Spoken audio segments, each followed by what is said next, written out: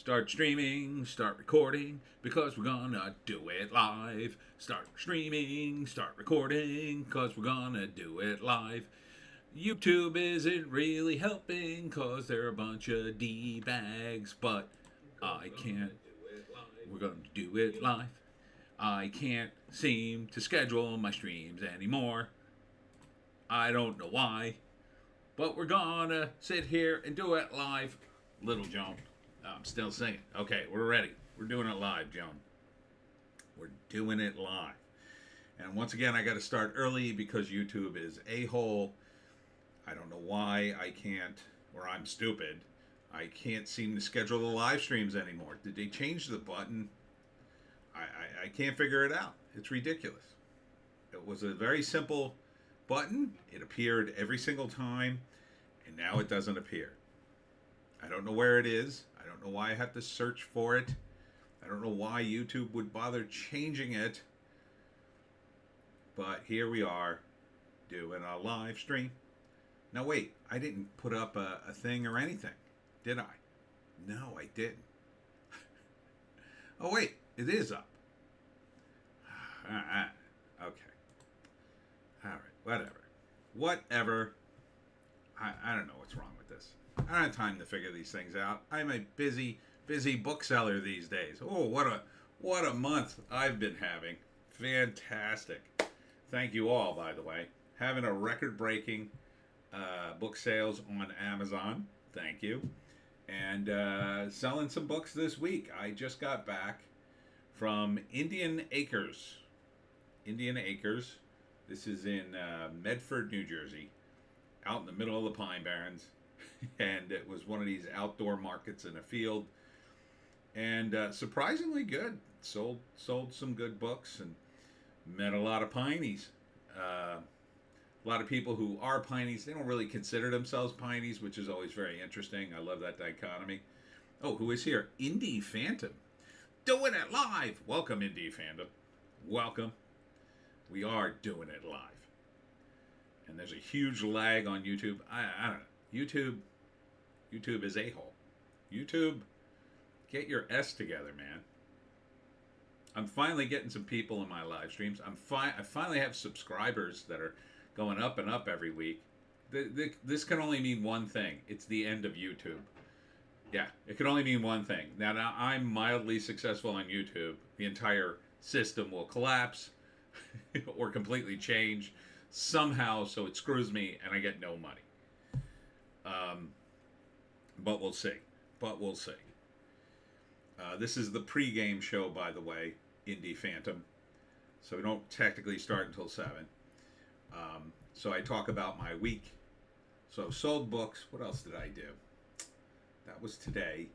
Thursday I did Senior Center in Juniper Village. I did my talk on how to hunt the Jersey Devil. But Wednesday, I did a very different kind of event for me. It was called Nerd Wednesdays, and a group of blurds put it together. And blurds are black nerds.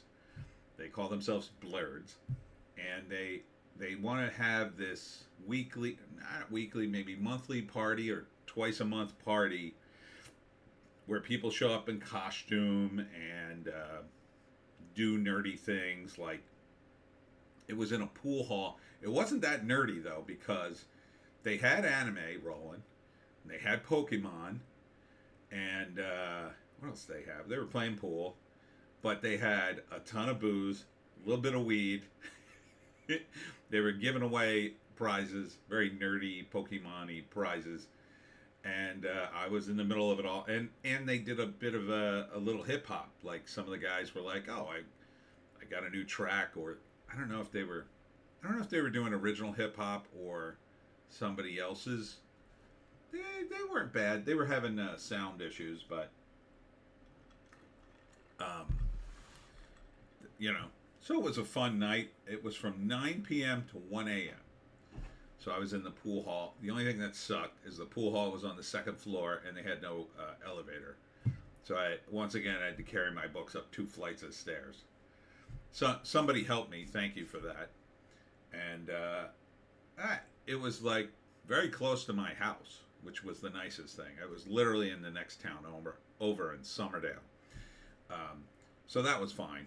So I sold a few handful of books, but I didn't mind since it was so close to the house. I had nothing to do anyway. On a Wednesday? So it was kind of weird, but fun, different. They were constantly offering me booze, and they gave me an iced tea and gave me pizza. It was Domino's, but hey, it was free. I don't care. I mean, I wouldn't pay for Domino's. Let's be honest. I have to admit, it was edible. It was hot, so. Indie Phantom Blurs are cool. I guess that's a cool emoji. And beer. Yes, there was beer. And some booze. I was offered tequila several times. I'm like, no, thank you. won't be able to get down the 2 flights of stairs with my books if I have tequila. I'm a teetotaler. I don't drink. Nah, I rarely drink. Like, a lot of times on a date, I'll just have a beer to be sociable, to let the girl know that I'm kind of normal, or I can at least act normal for a while. But I can't get wasted. No, that's not going to be a good time for anybody. Least of all me. I have no idea what's going to happen if I become completely unleashed. That would be bad. Can only imagine. So yeah, I'm not going to get wasted. I don't really want to do it. I don't like the taste of alcohol, quite frankly. I'm sure there's stuff out there that I would like, probably all those girly drinks full of sugar and juice and stuff. Probably those I could drink. I had a Long Island iced tea once. I was out with some friends, and I ordered a regular, what I thought was a regular iced tea, but it was really loud in the bar, and everybody was ordering booze, so the waitress just assumed I ordered a Long Island iced tea, and my friends didn't say anything, and they brought out the giant glass, like sometimes they serve it in. This was a college bar, and it tastes like iced tea, so I'm like, oh, this is good iced tea, and I'm drinking it. Man, I was hammered, absolutely hammered.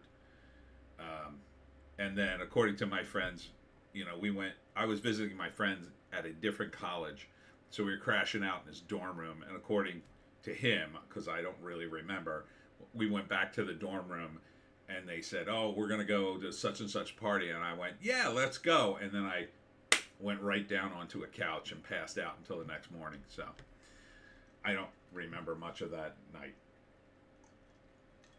So, at least I didn't get sick, I guess. I guess that's good. But, yeah, not for me. But the Blurs were very nice. Very nice. And, so that was my week. Oh, what's in my hair? Oh, damn it. Is that a bug? No. Something. This is what happens when you do an outdoor market. Ugh. Get stuff in my hair. God. Like tree stuff fell on my head. This is outdoor market shenanigans. Out in the woods. God, hope I don't have any bugs. Jesus, wasn't that woodsy? But yeah, it was nice. The only thing that sucks when you do outside markets is you got to worry about the rain, sometimes the wind. The weird thing was, I got there, I'm setting up, and the sun's out, and it's beautiful, and it's nice and warm, and I'm like, ooh, I probably didn't even need a jacket today. Why did I bring this? And by the time I finished setting up, the sun went in, and it was freezing the rest of the day. Weird. Never, usually in the morning it's cold, and then later it gets hot. This was the complete opposite. And then by the time I left, it was like freezing. I'm like, oh, get me the hell out of here. But I bought some homemade balsamic vinegar. That was pretty good. He said it was homemade. It says made in Italy on it, so I don't think it was homemade. Or maybe he bought the ingredients in Italy. I don't know. Anyhow. All right. It's 7 o'clock. And you know what that means. Besides the fact that I plug my books, I'm going to start talking about the box office. And We'll get into it. Hopefully, some other people will join us soon. YouTube, you piss me off that you can't allow me to schedule my stream because I would send out the link to advertise it, and now you make me struggle in the stream. So I got to figure out what the hell the problem is. Anyhow, let's take a look at the numbers for this week. Number one is Civil War again. Look at this. 2 weeks in a row. Dropped by 56%. Not a great drop. I mean, anything over 50 is not that great. And they put it in more theaters, so it's probably a drop of more like 57, 58. Did 11 million. Indie Phantom. Heard Civil War was neck and neck. Looks that way. Abigail did 10.2 million and was in fewer theaters. So it's 3,000 per theater, 600 theaters. That would have been another 1.8 million. Yeah. Abigail probably would have beat Civil War if it had been in the equal amount of theaters. Although, let's be honest, I think the mainstream media really wants to push Civil War, as some kind of thinking man's movie. Even though it's, the politics in this. Like, glong, glong, glong. So it's done about 47 million worldwide. They had international box office for this thing. Why even release it outside the States? United Kingdom, 2.2 million. Well, I guess they would kind of understand it.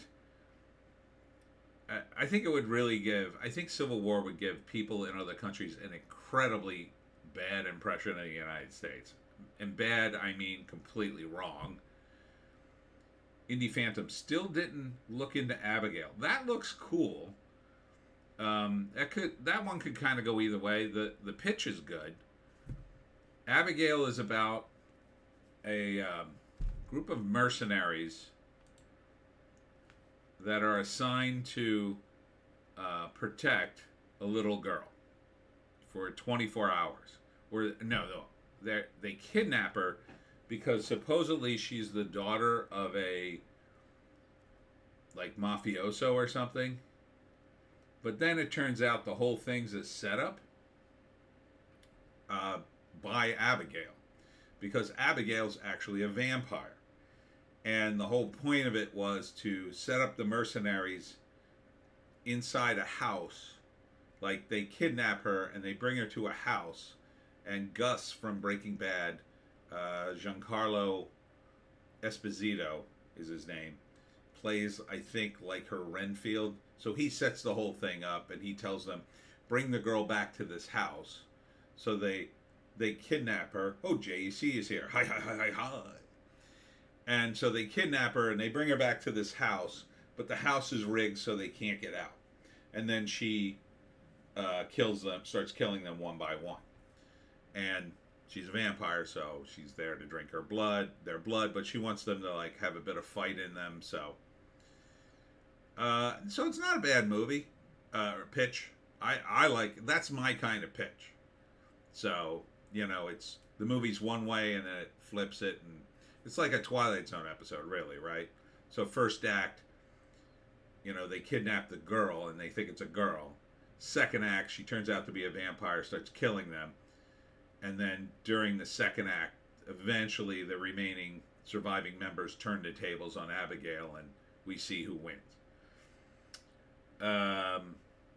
Indie Phantom on Civil War. Civil War is not apolitical as it is being touted. Yeah, it didn't look. Yeah, I watched some critiques of it. Pretty much what I thought it was going to be. Orange Man bad. Indie Phantom. Oh yeah, Esposito is also going to be in Max XXXine. Yes, he is. I'm not sure who he plays in that movie, but yes. JC, I kind of dig that pitch. Be hard to make it kidnapper sympathetic, though. Yeah, most of them I think get killed. I think one of them sympathetic. It's like the one woman who's nice to Abigail in the beginning, I think, is probably the one that survives. I think maybe she becomes the new Renfield. Like maybe she ends up killing Jean Claude. Esposito gets killed or fired for whatever reason, and then maybe she becomes the new Renfield. But yeah, that's definitely a challenge to make the kidnappers sympathetic. But I kind of like that because it reminds me a little bit of From Dusk Till Dawn, and that was a similar sort of setup. Most of the characters weren't sympathetic. I mean, there were a couple that were, but ultimately the hero in that kind of is George Clooney's character, who's a criminal, and of course Quentin Tarantino as the pervert. So, but 15 million worldwide. Yeah, a movie like this is probably not going to crush it. I don't know why. Again, I think it's a fun pitch. It's my kind of movie, but I guess I'm a weirdo. I certainly think that's a better movie pitch than Civil War. Civil War just sounded like it was going to be pretentious as F the moment they touted it. And the fact that the journalists are the heroes and they're these crusading journalists, and it kind of doesn't even make sense what they're doing. They're going to interview the fascist president as the other part of the war heats up, and they invade his side of the country. It make no sense to me. None. If you're gonna do, I said this in my trailer reaction, if you're gonna do a thing like this, have the guts to at least make it realistic, right? California and Texas aren't teaming up. You know what sides it would be. It would be Texas, most of the South, Florida, and Idaho, Montana, a couple of others in there, Ohio, versus California and the whole West Coast and part of the Northeast. South Jersey, I promise you, would succeed. If there is a civil war, North and South Jersey will finally split. Or as it was back in pre-colonial days, East and West Jersey, which was a real thing. I promise you. In fact, JC, yeah, that'd be a good twist. Starts off as Ghislaine Maxwell, and by the end, they turn into Renfield. JC, they bring Annabelle to Little St. James Island. Jesus, dude. And they need to survive the night with her terrorizing them. Yeah, in that case, I want to see the vampire win. Indie Phantom. Civil War also with photojournalists. It's like El Salvador in the 80s. Yeah, and they're using cameras. I still see people using cameras, but it's kind of a quaint thing now. Because really, the iPhone... I got the iPhone 11 Pro because I had a little money at the time when I bought my new phone. And I said, let me get the top-end phone so I can make cool videos and stuff. You can shoot a movie on this thing. And if you get the right lens, and they do make it, there were some guys who made a lens on a Kickstarter. You get that lens, it'll look like a movie too. The sound's good on this thing. It's 4K. It's beautiful. HD. It's some beautiful footage you can get on these phones. You just need to, have more memory. You probably have to spring for whatever the maximum gigs on the phone is. So the fact that they even taken pictures, and I didn't see them using phones. It's weird. It just seems like initially when I was writing stuff in the 80s, everybody who was writing stuff and pitching stuff seemed to be trapped in this mentality of the 60s, which was crusading journalists. Newspapers are full of noble people who just want to get the truth out. There are bad people in politics, but really there are some good people too. Like all these tropes. And in the 80s, those tropes were already starting to die. People were starting to question them. Like in the 60s, they were kind of true, sort of, but it was more that in the 70s and 80s, the coverage of the events in the 60s got romanticized over and over again until we reached the point where people started to believe it.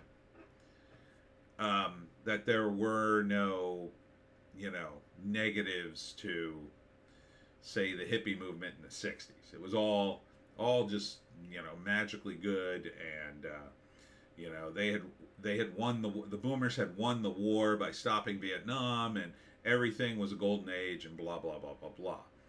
But as the 80s grinded on, and they became more and more hypocritical because they all started making money and started saying, hey, what about my capital gains tax? And they were no longer hippies.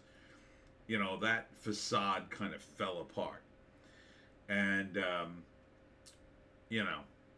so it started, and, I started to see it in the 80s. But, certainly in the 90s, we were really sick of it. And then it just completely sort of kind of went away.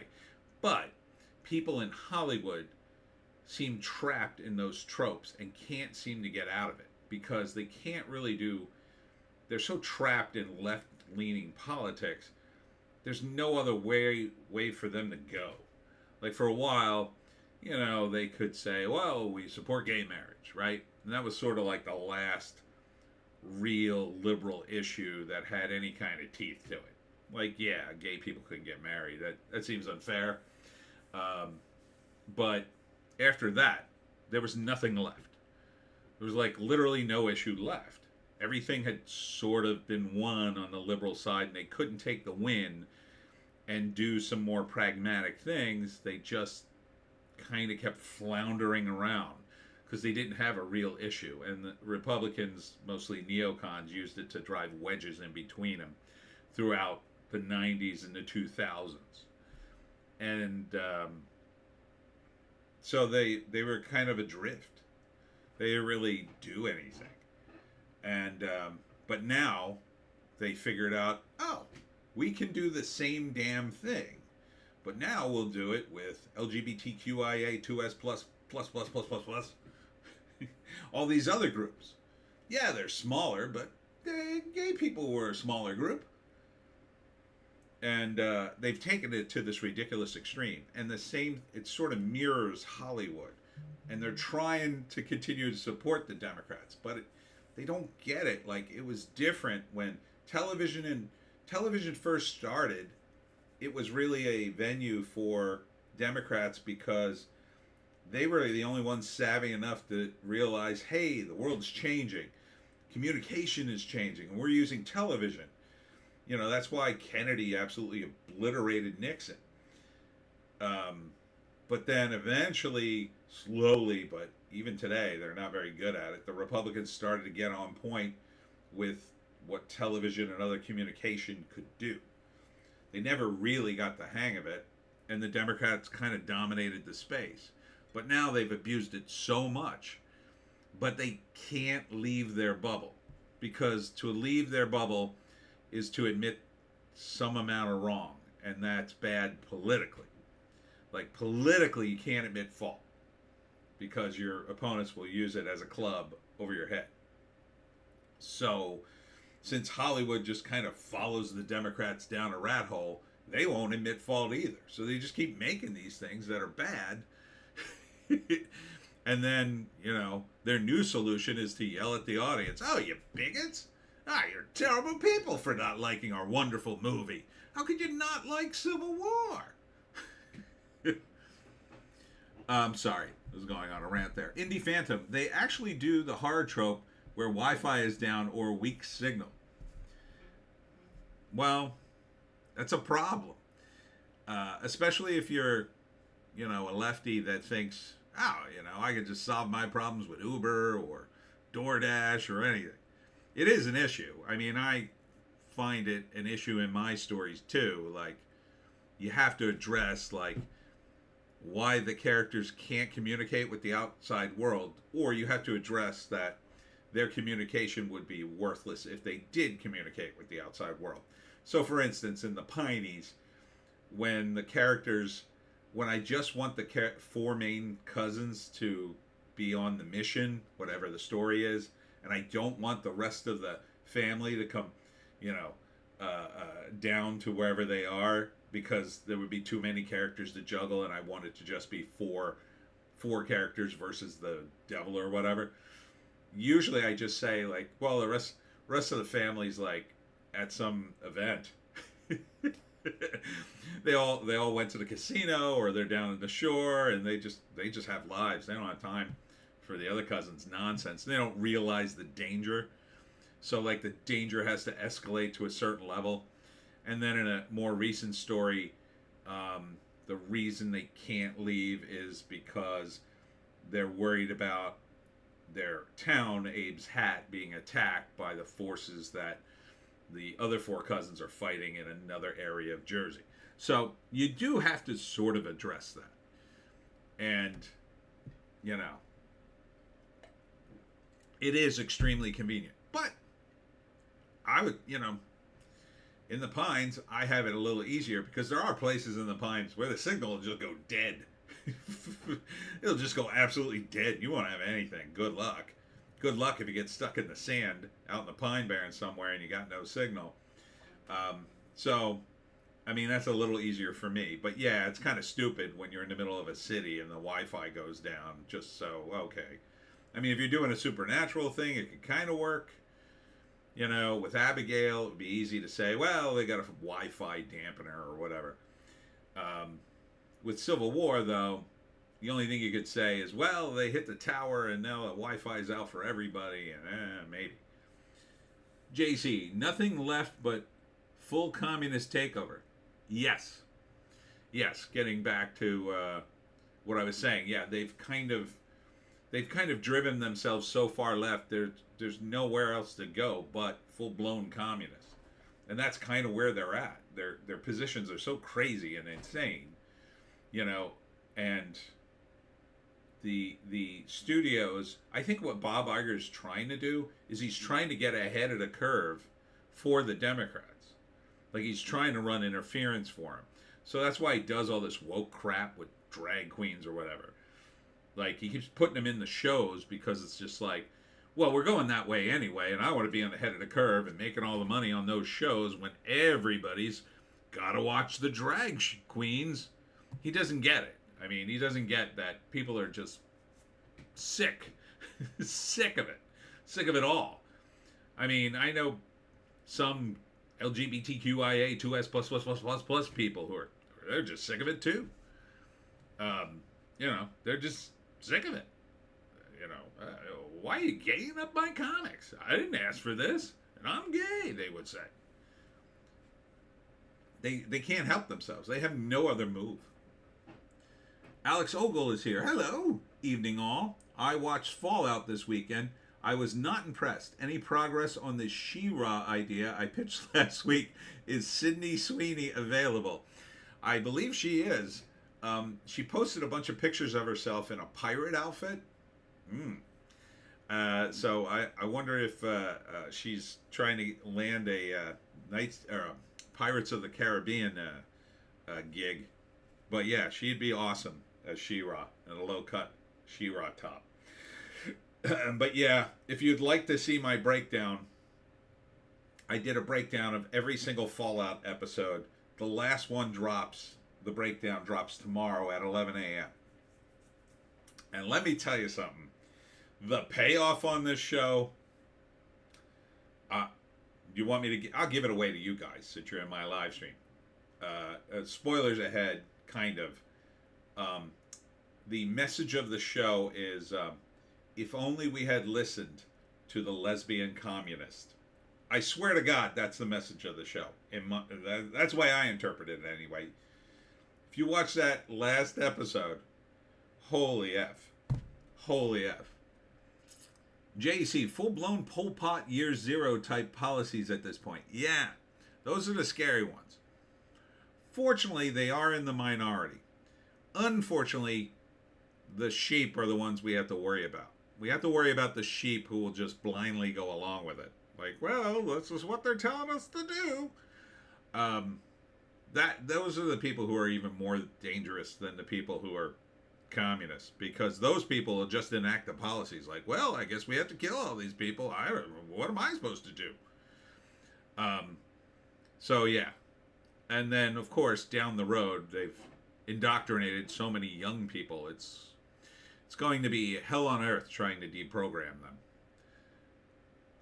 Carter Chain. Hello, Carter Chain. What's up, Tony? I saw Sam Hyde live in Detroit last Sunday. Ooh, was he wrestling or doing a rant of some kind? He's the one who threatened Hassan Piker, right? I like that guy. But then again, I'd like anybody who would threaten Hassan Piker. Speaking of communist, although I think he claims to be a socialist, I would classify him as a communist. You know, a champagne communist. Did I shut my door? I did. Yeah, but the Carter Chain, he was doing stand-up. Oh, wow. Cool. Interesting. Was he funny, is the question. There's only one rule in comedy. Be funny. Be funny or be gone. That's it. That's why they called the site Funny or Die. Nobody's interested in unfunny stuff. That's one of the problems with Fallout. They try to do comedy in Fallout. It's bad. Their comedy's awful.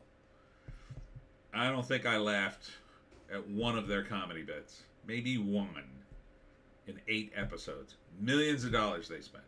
I mean, the look of that show's amazing. Don't get me wrong. They nailed the look of the video game, the costuming, everything about it, in terms of the look, on point.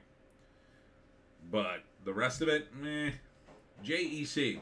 With the Gaza stuff, they've split the base of useful idiots. They can't mobilize their minions like they could 4 years ago. That is true.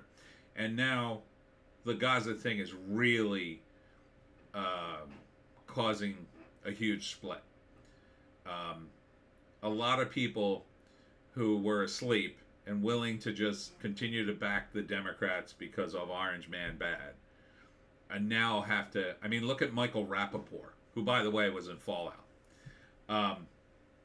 This guy hates Trump with a burning fire that few could match.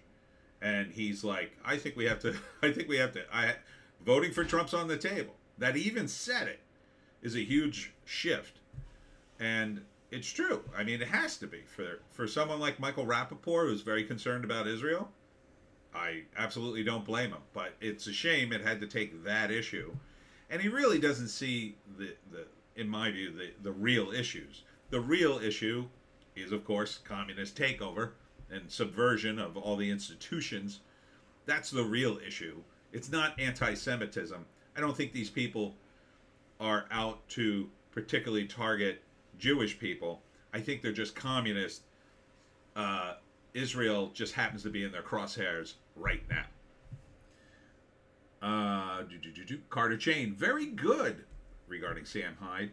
He pretended to be retarded for 15 minutes on stage. That sounds freaking hilarious. Indie Phantom, it is my birthday, 54, and don't feel a day over 45. Well, happy birthday, my friend. Happy birthday to Indie Phantom, who watched a bunch of the old streams, guys. So even my old streams are holding up, apparently. Alex, happy birthday, Indie Phantom. Indie Phantom, thanks, Alex. JC, Trump is the only one who can get them to stop the genocide. I don't think he's the only one, but he's certainly the top contender right now. I have, as much as Ron DeSantis did not impress me for his national campaign, I'm kind of impressed with his post-campaign behavior. Pretty good.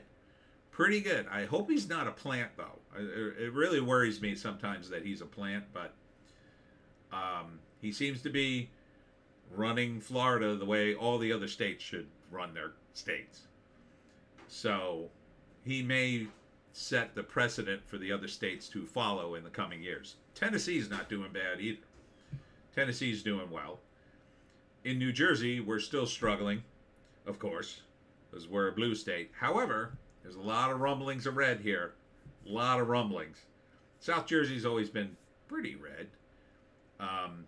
But man, I saw the guys on Reddit in the South Jersey forum go absolutely bonkers about Jeff Van Drew. And they're trying to get people motivated to vote against Jeff Van Drew. Jeff Van Drew was the Democrat in South Jersey who switched to the Republicans and became MAGA. He's not really MAGA. He's about as Republican as Trump is. Because Trump was an 80s Democrat, and Van Drew is basically an 80s Democrat. So he's kind of perfect for MAGA when you think about it. So, the communists on Reddit apparently have him in his sights. Alex, news is that there was a protest in Toronto over the weekend where they were cheering the events of October 7th. I have a real struggle supporting Palestinian causes. But superb shirt here, Tony. Yes. This is from the Lotus Eaters. And, that's too far. But part of it is, I think, college kids who are saying things that are outrageous. Now, I think some of them are, unfortunately, being drawn into a sort of an anti-Semitic orbit, let's say. Kind of like what happened in the UK. And I talked about this on my videos maybe 2 years ago. And you could see this if you watch the Lotus Eaters. The UK's lefties, the Labour Party, I mean, they're full-blown communists, essentially. They call each other comrade. They have ridiculous policies that are really communist. And but they had a real problem with anti-Semitism within their own party, which was so bad, the leader of the Labour Party had to come out and denounce anti-Semitism. Like, that's how bad it got in the party. And I think they pushed it back somewhat. But I don't necessarily have the greatest read on UK politics. I feel bad for the Lotus Eaters, though. Seems like UK is going to be in rough shape for a while. Indie Phantom. Rappaport was Arnie's sidekick in The Sixth Day. I remember that, which is the lesser future flick about cloning with sexy cheerleaders and AI girlfriends. I remember that movie. And I remember him in it, too. And there's that scene where he got killed in a previous scene, and then Arnie goes back to his apartment and runs into him again, and then just realizes he's a clone and kind of dismisses him. But I was shocked to see him in Fallout, quite frankly. He didn't have a big role. He was really only in one episode, but I'm not sure where his career is these days. Indie Phantom. Yes, I watched about 30 hours of old streams since finding the channel a week ago. Love it. Thank you. Thank you. JEC. I went past a protest here in Toronto on my way to my life drawing thing. I go from one end of the city to the other. I don't see anyone wearing a mask. 3/4 of the protesters were in masks. It's weird. It's weird. I saw at the outdoor market I was at today, I think 3 people had masks on still. They had them off their face, which is even more ridiculous. I just want to tear them off their face when I see them like that. At least if you have it on your face, I go, well, I feel bad for you. You're traumatized by a virus of unknown origin that hit the United States. But, I mean, maybe they're sick, you could say, if they're wearing a mask. But the people who are wearing the mask and they don't have it on their mouth and they're talking to you, it's like, what the F are you doing? What the F are you doing? But, I try not to get political at the table, but I also sell Hollywoke, another novel, and Wokistan, another novel. And people ask me what it's about, and I'm pretty sure I lost one customer today because of that. But what are you going to do? People have their deals. So I had a good day anyway. So, but yeah, Toronto. What's that? That's like the New York City of Canada, right? I had a girlfriend in Toronto, and that's like a trope in the United States. Like you don't really have a girlfriend. You tell people, "Oh, my girlfriend's in Canada," but I actually did. I met her online. I was so in love with that girl. Holy cow, was I in love with her? And she came all the way from Toronto to see me, and then I went up to Toronto to visit her, and it was like a whirlwind romance for about, I mean, including the online stuff, for about 6 to 8 months, but really it was only about 2 months where we are actually seeing each other. God, I was in love with her. I was ready to move to Canada and everything. I mean, I would have followed her to the ends of the earth, but it didn't work out. But I did like Toronto. I was there in the summertime though. You know, wasn't bad. Had a lot of weird fast food places. I was surprised by the crepe places. Yeah, they have like a crepe fast food, kind of a fast food place in Toronto. I forgot what it was called. It had like an Eiffel Tower logo. And but the funniest bit was the girl I was seeing. First off, she liked to get high a lot, so we we got on the subway and we got off on the wrong stop because I didn't know where I was and she was really, really high. So I'm following her around and I'm not smoking anything, but she's high as hell. And we get out of the subway stop and she goes, "Oh no." And I go, "What? We're in a bad neighborhood. I got off at the wrong stop." And I looked around, it was like the cleanest street I had ever been on in a city. And I'm like, this is the worst neighborhood in Toronto? And she says, "Yes, it's kind of dangerous." I go, "How dangerous? I'm from New Jersey." And she said, "Oh, well, you know."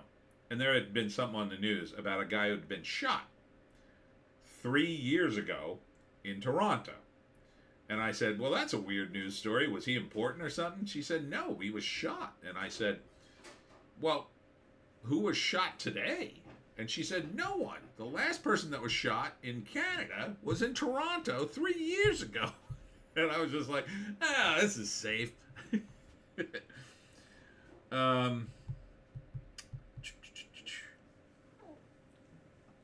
JC, it's amazing these people accuse everyone of being mid-century Germans. Now they're saying the most insane anti-Semitic on websites run by a guy named Zuckerberg. God, Facebook's a S show now. It really is. I cannot even begin to talk. There are two places I absolutely will not talk politics on the internet: Reddit and Facebook. Yeah, you take your life in your own hands, your digital life in your own hands if you talk about that. JC, Toronto is a nice town starting to go to hell now. So's every town, every city now. Joan, take it easy. Take it easy. Yeah, Philly's a mess. You couldn't pay me to go to Philly. I used to go to Philly all the time, but now, no thank you. No thank you. I used to go mainly for improv, but once in a while I'd go in. And I used to try to date girls in Philly because hot girls tend to gravitate towards cities, I've noticed. I'm not sure why that is. It's not that there aren't hot girls outside the city. I guess it's a numbers game. But I just don't date women in Philly anymore. I just don't want to date. I don't want to go to Philly, is what it boils down to. You want to go to Philly, knock yourself out. I'll be in South Jersey. JC. Someone got shot down the street from me at a children's birthday party like 3 years ago. Yeah, that like happens every other week in New Jersey. But even in South Jersey, there'll probably be some shootings this week. I got to do the Piney podcast. There'll probably be like 2 or 3 shootings in it. I would say in South Jersey, but like all the shootings are, again, centrally located in the cities. So the shootings will either be in Atlantic City or someplace up north. Like Newark, Jersey City, someplace like that. Joan, do you want to get down? You want to get down? All right, Joan's leaving, everybody. Say bye to Joan. All right, you go be good. Do not mess around. Okay? Come back here when you're done. Um, Alex, unfortunately at JEC, your Toronto problems are starting to be exported to the surrounding towns like Waterloo, where I live. Oof. Yeah, it's starting to creep out of Philly here too. One of the crime things in South Jersey is there is a couple of trains that go out into the suburbs from Philly. One of the trains that goes to South Jersey is the Paco high speed line.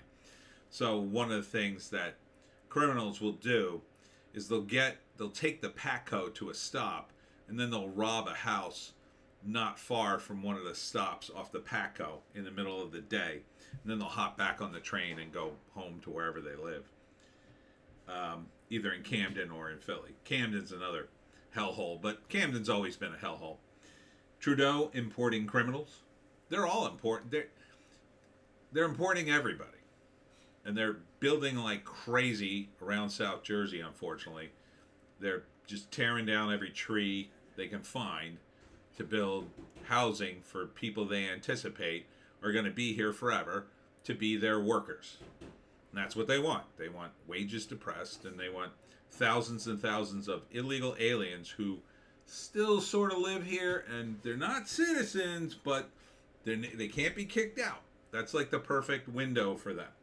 Because then they could always threaten them, and they could pay them crap, and nobody can do anything about it. That's what they ultimately want.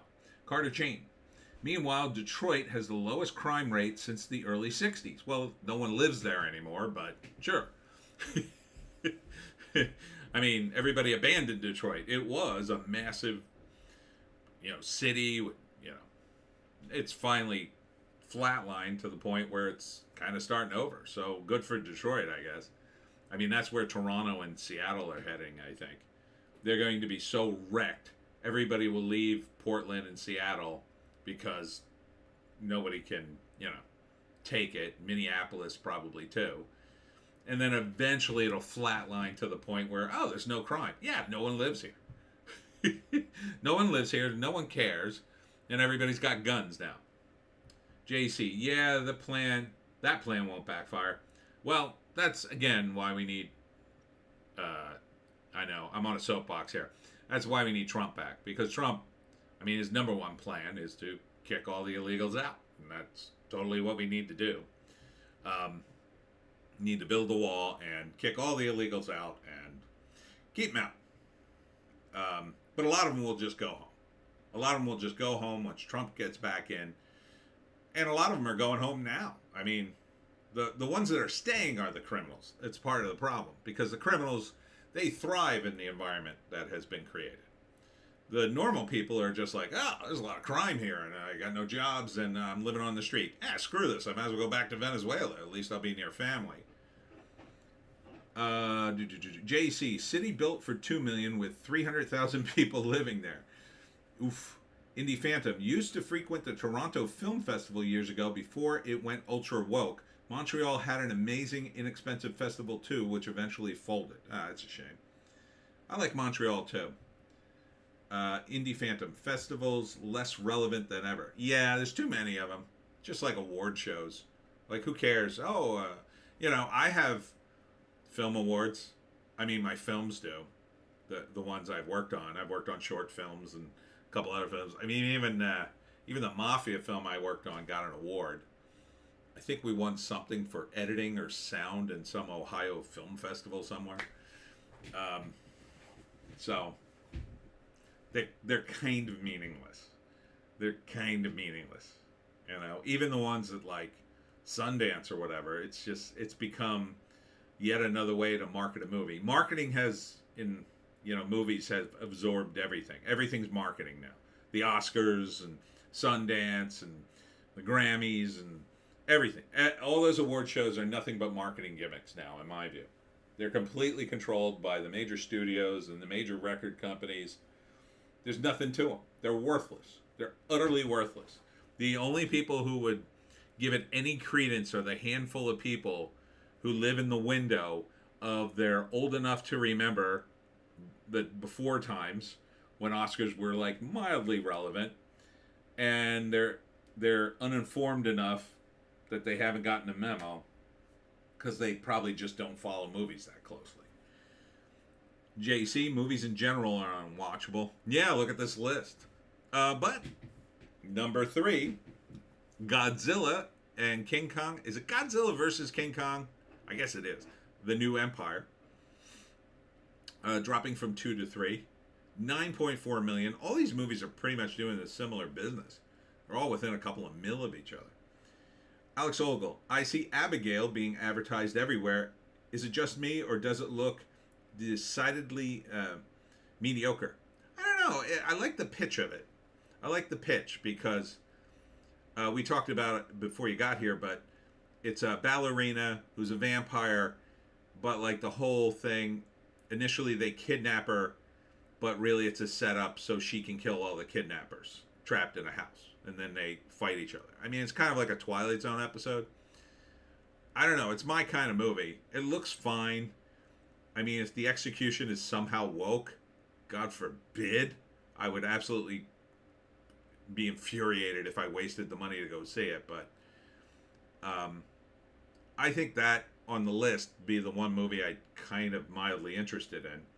Carter Chain, is it me or is the weakest spring for new movies? It's pretty weak. I mean, I haven't gotten to the total yet. What's the total here? I mean, there's not that many movies on this list. Yeah. Oh God, 62 million. Wow. Wow. Ooh, I almost slipped into. God, I can't think of his name now. I was going to say Christian Slater, but that's not the name. God, I can't think of his name now. God, okay. I have to look up his name so I can think of it.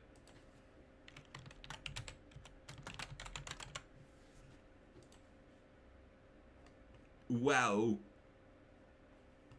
God, I can't think of his name. Why am I drawing a blank? I should know this name.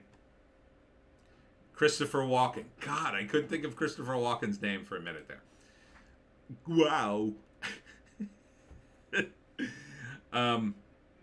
God, $62 million? But part of the problem is I'm looking at trailers all day long, as you guys know. There's so many of them, and none of these movies hit the theaters. I don't know where they're going. I guess they're going right to streaming, but I don't know who's watching them. I don't see half of them.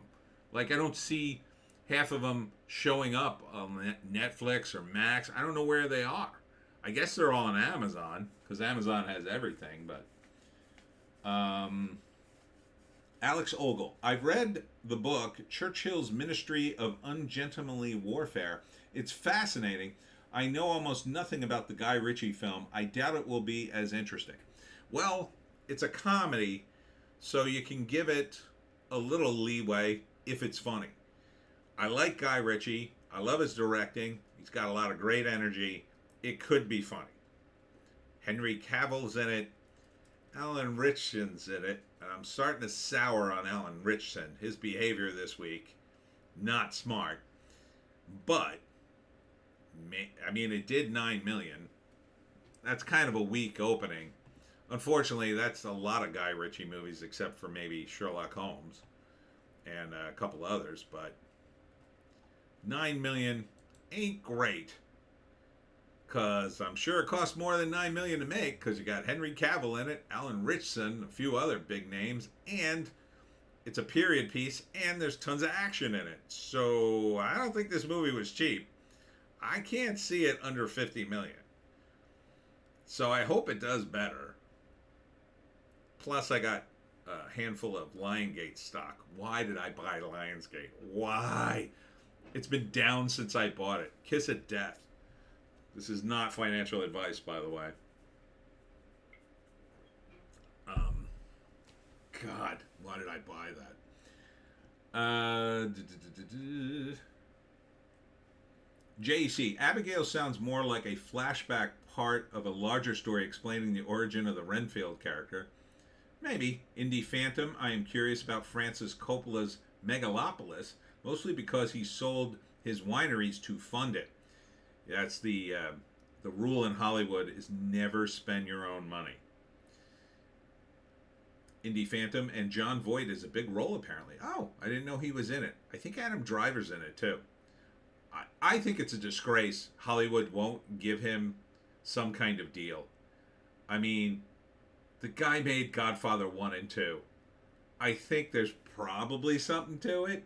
It might not be the best movie, but you're not putting out a lot of gems anyway, Hollywood.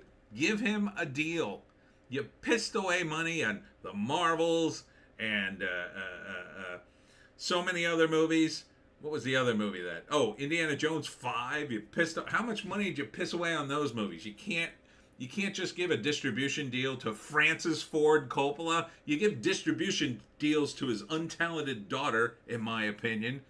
But you won't give it to the guy who's a master filmsmith. You gave it to Martin Scorsese, and you let him make a 3.5-hour bomb, essentially. I'd still like Martin Scorsese, though. His next project sounded good. I forgot what it was. Even Killers of a Flower Moon sounded good, but oh, it's the Frank Sinatra biopic. That'll probably be good. But come on, you can't give Francis Ford Coppola a couple of $100 million to advertise the damn thing and make it a hit. You buy every other screen. What the hell else is playing? Nothing. JC, so many trailers, nothing stands out. All straight to streaming trash. Yeah, it's kind of the way it's always been, but the theaters are empty, it looks like. Like, throw a few in the theaters. Take a couple of chances. Some of those trailers look great. A few of them. JC, sounds like a poor man's Kingsman. It kind of is. But it's based on a true story, so it's slightly better. But, I don't know.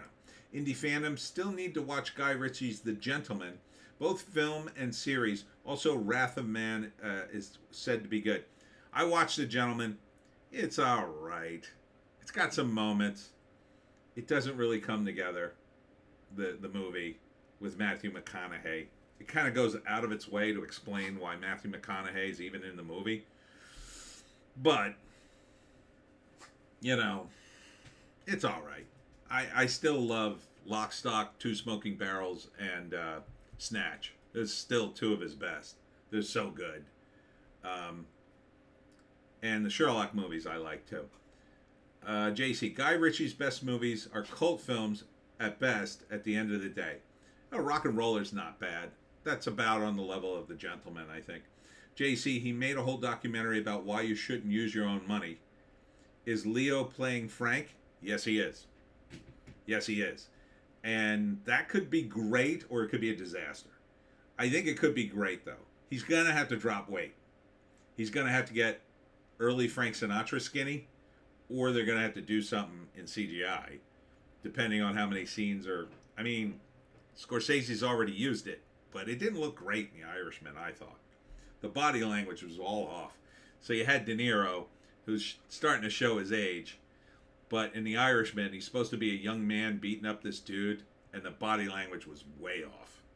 I think they would have been better off putting De Niro's young face on a stuntman and letting the stuntman throw the dude around, because his body language didn't work, in my view.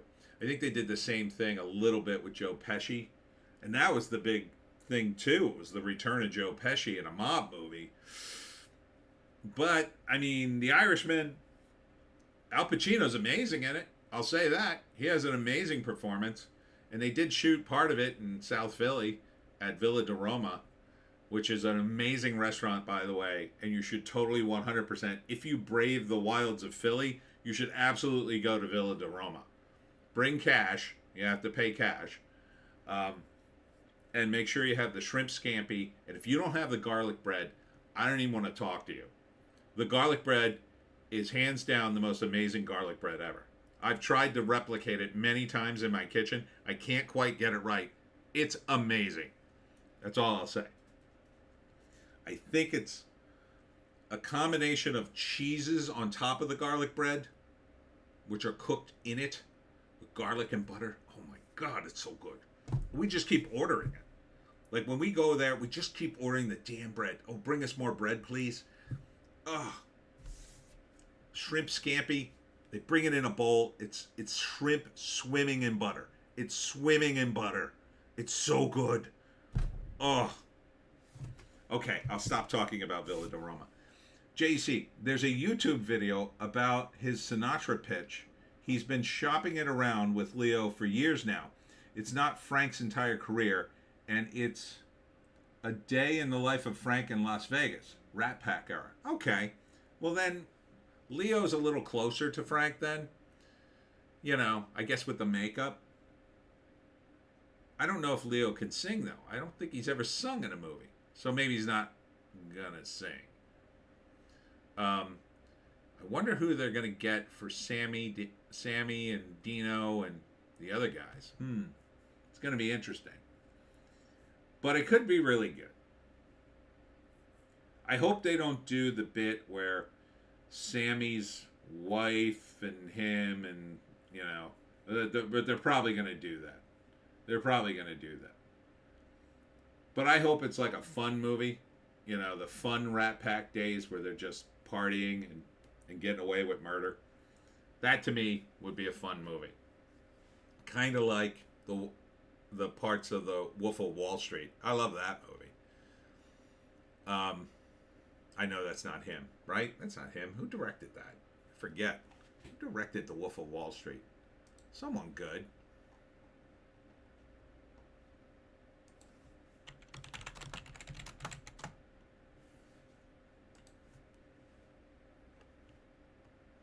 Martin Scorsese. God, I love that movie.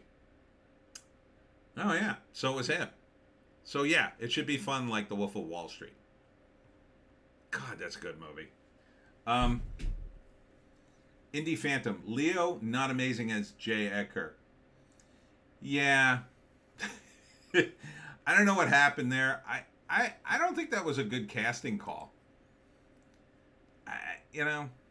I don't know why he would want to play J. Edgar Hoover. He's kind of a dick. So, JC, Wolf of Wall Street was Marty's last great movie. Yeah, I forgot he directed it. Yeah, J. Edgar, he just didn't look right. And I don't really understand what he was going for there. It didn't seem to fit with Leo's image. But I know sometimes actors are cast against type, but it just seemed he was still like Leo's still leading man good looking. Seems to me you play a role like that when you're getting too old to play leading man good looking, you know? Like why not do more leading man stuff? Why you can't. You know? Seems to me you should play a movie like or play a role like J. Edgar Hoover when you're like you're pushing 60, 65, and you still look young. Like Tom Cruise is finally hitting that era. He's 61. He's finally starting to show his age. Finally. He still looks great. He still could kind of pass for 40s, but he's, at least in,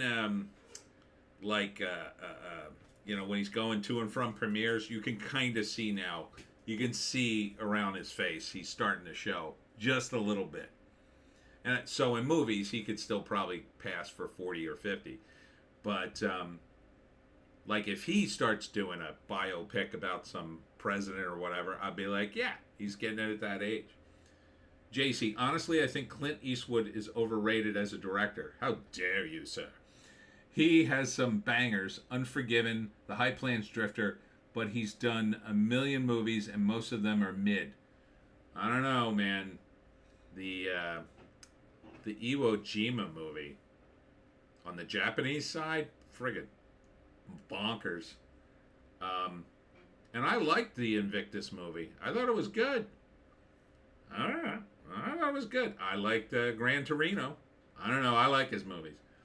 JC, Leo is like 50 and he's starting to look old. He's perfect 40-year-old Frank. Yes. Yeah, no, he can pull off Frank. But Frank is a different story, I think, in a biopic because he was an entertainer and he was handsome too. So he's got that same, when you're playing a biopic of an actor or, you know, a guy like Frank Sinatra, you're going to have to also be at that age and, you know, still look good. But, like, J. Edgar Hoover, like, Leo could have played that when he was in his 70s, I'll say. Getting back to the box office. So, the Ministry of Ungentlemanly Warfare, 9 million, and no international distribution yet, which is weird because it's an action movie and should probably get it. But, you know, the top 4 movies are all within 2 million. So Civil War, just lucky that it was in more theaters, really. Number 5, Spy Family Code White, which is an anime movie, is number 5 in the United States. That's how bad movies are in the United States. Anime is now doing okay.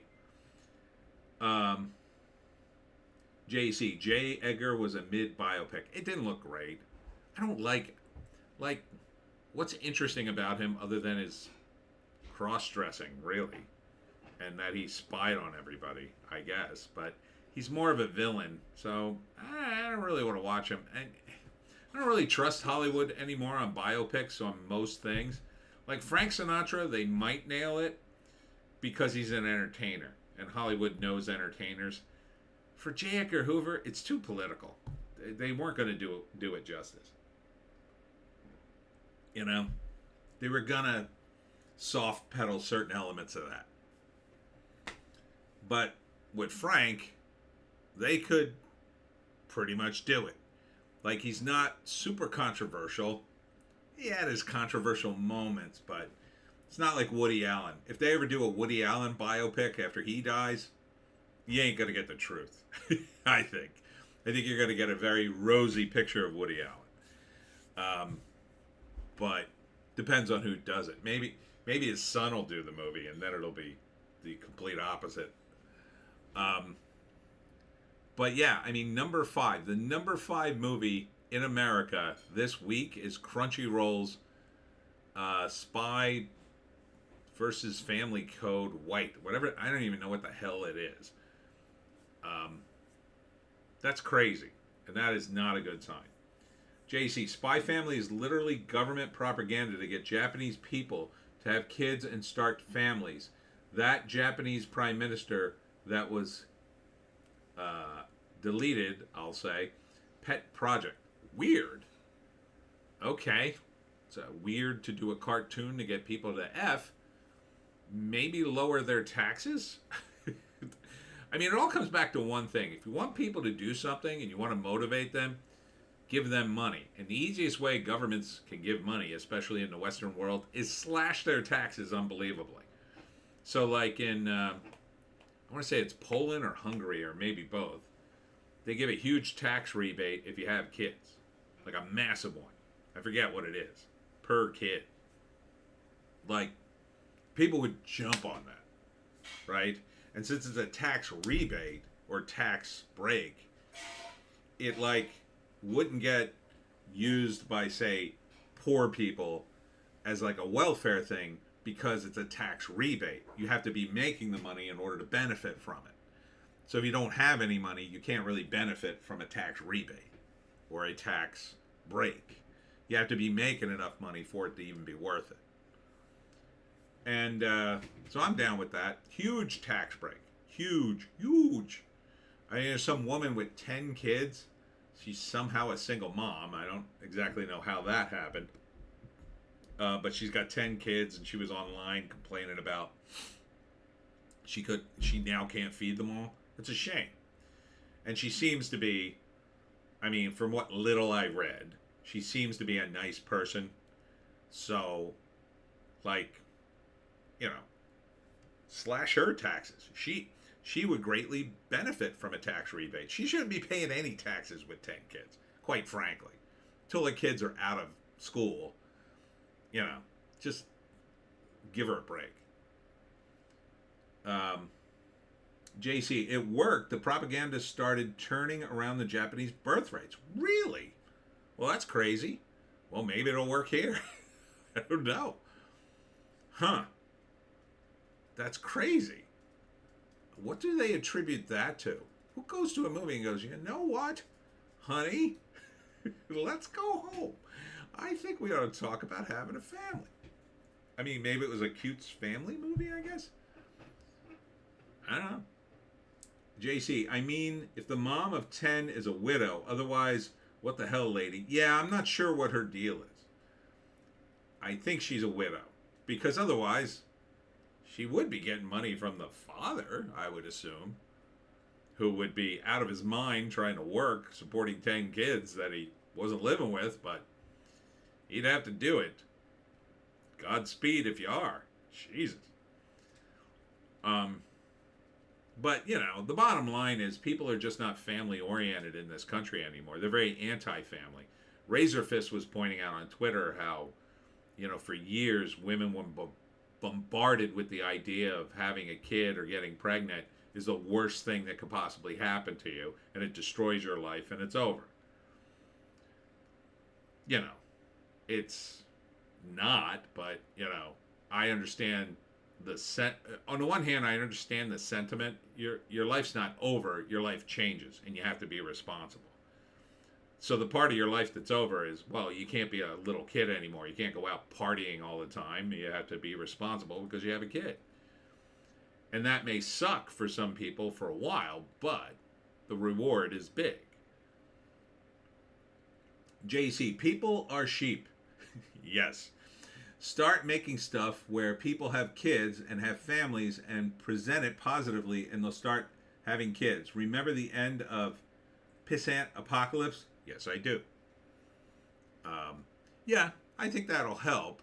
I don't think people are so sheepish that they watch something and then go do it, but yeah, I think it'll help generally. But, you know, there's lots of things that we should be doing in media that nobody seemingly does. People tell me all the time, "Ooh, I would love to see the Pineys turned into a TV show." And I say, it's probably never going to happen because they're hunters and they all have guns. And I said, the first thing they'll do is like, how can we get the guns out of this show? How can we get that? And there just seems to be, you know, everybody's the same race. Well, they're all in the same family. They're all related. Yeah, but couldn't we just throw in a few, you know, faces that are different? And then I leave the meeting. JC, course they'll do what they watch. Did you see what happened during the lockdowns? That's true. That's true. But I think you have to be more subtle. But, you know, some people are cheap. That's true. Some people will just do it. Again, probably why we need Trump back. Number 6, also a cartoon, kind of anime, Kung Fu Panda, 4.6 million. This is in its 7th week, and it's number 6. This is a sad lineup. This is the lowest box office I think I've seen since. Geez, I don't think it went under 70 million in January. So this is bad. And Kung Fu Panda's in its 7th week, and then number 7, dropping from 3, Ghostbusters, Frozen Empire. It's in its 5th week. I think word has gotten around. Yeah, it wasn't good. It was like kind of okay, kind of not embarrassing, and that was the low bar for Afterlife. Well, don't screw this one up. And now it just seems like they didn't really raise the bar. I may have to go get Joan. Joan, you little a-hole.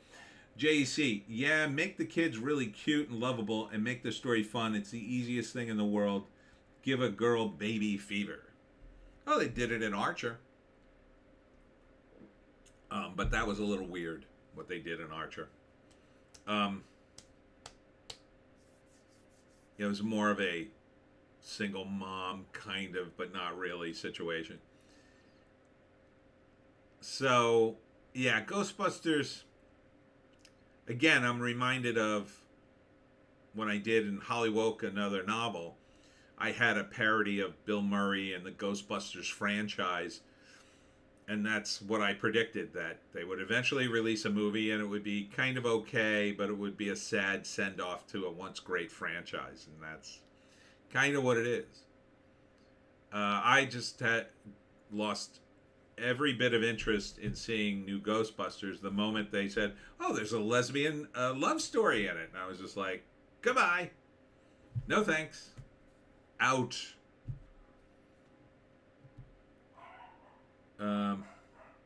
Indie Phantom. I dropped off Ghostbusters after 2. I actually don't like Paul Rudd these days.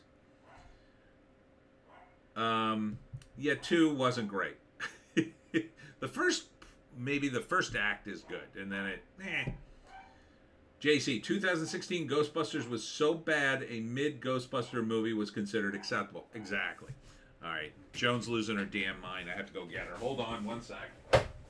Joan, you little idiot. What are you doing?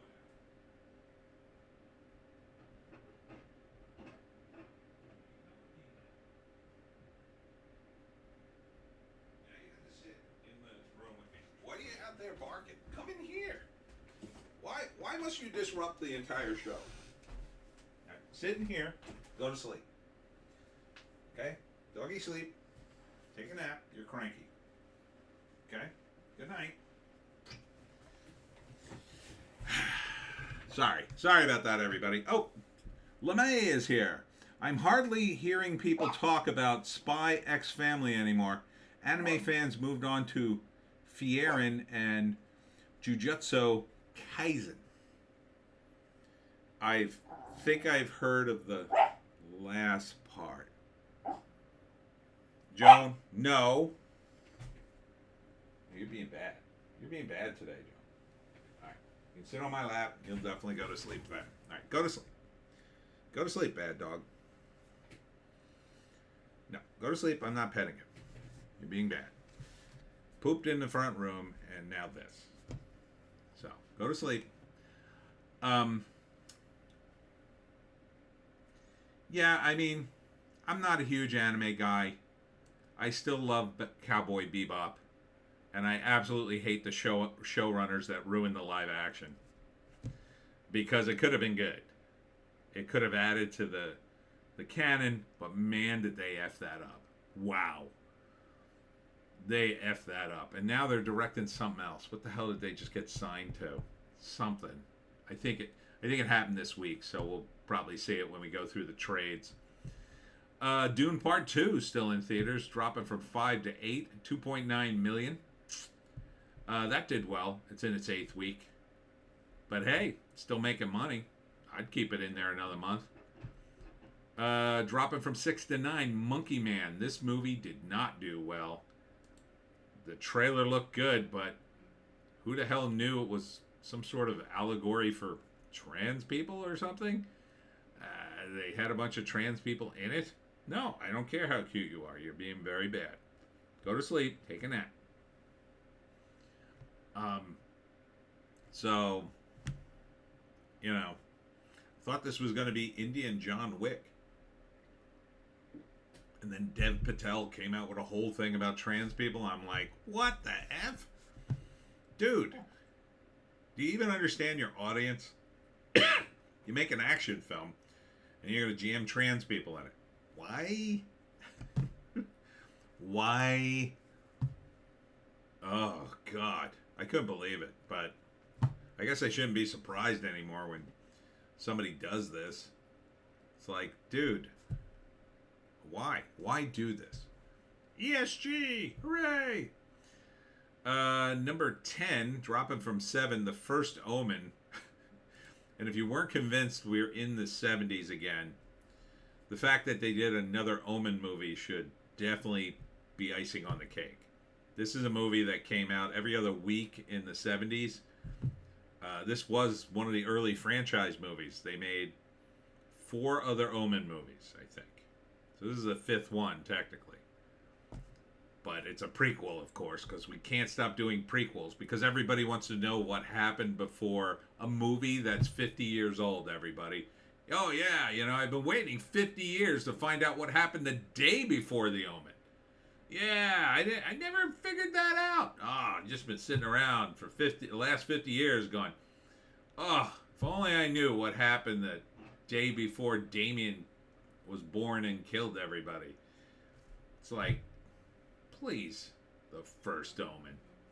So it made $45 million. That doesn't sound like money to me. No budget, so yeah, doesn't sound like money. I mean, it did okay in the international box office. Again, you can't go wrong with a horror movie. I know you so want me to pet you. You so want me to pet you, but you've been bad. I'm not going to pet you. Go to sleep. Number 11 is Shrek 2. So this is how desperate the studios are, everybody. They re-released Shrek 2. It made $500,000. Joan, what are you doing? What are you doing? What are you doing?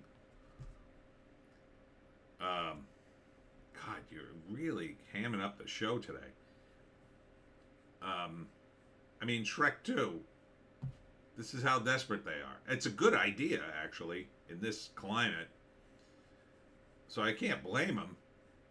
But kind of just comes out of nowhere, right? Why'd they re-release Shrek 2? They didn't re-release Shrek 1. Number 12 is Arthur the King. This was the Mark Wahlberg movie. Kind of wholesome. Kind of a kid's movie, and it's 6 week. $500,000. 28 million. I don't know if that's money. Might be. Might just barely cracked money. Here's a weird movie that finally released. Is this the second week? Oh, it's the second week. But they put it in more theaters. It was only in like 2 theaters last week.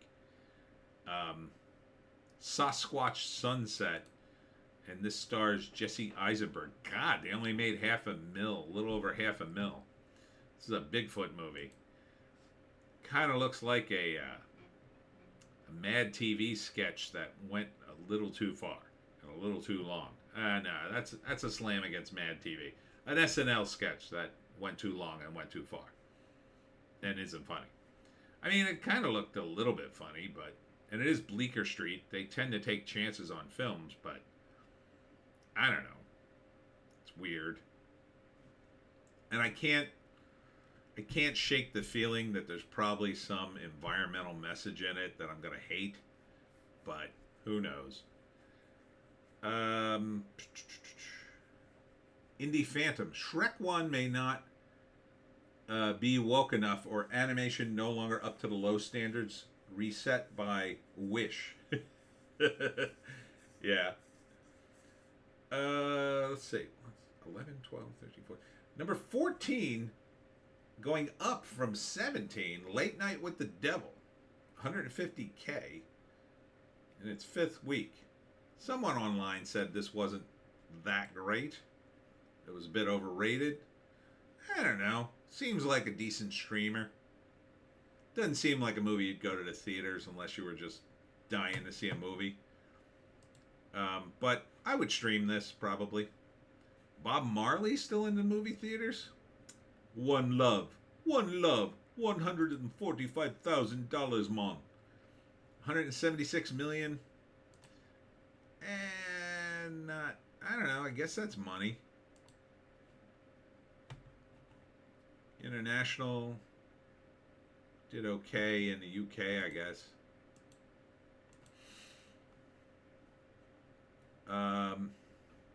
Immaculate in its 5th week, going out of theaters. I don't think this movie did. Yeah, 19 million. Maybe that's money. Hard to tell.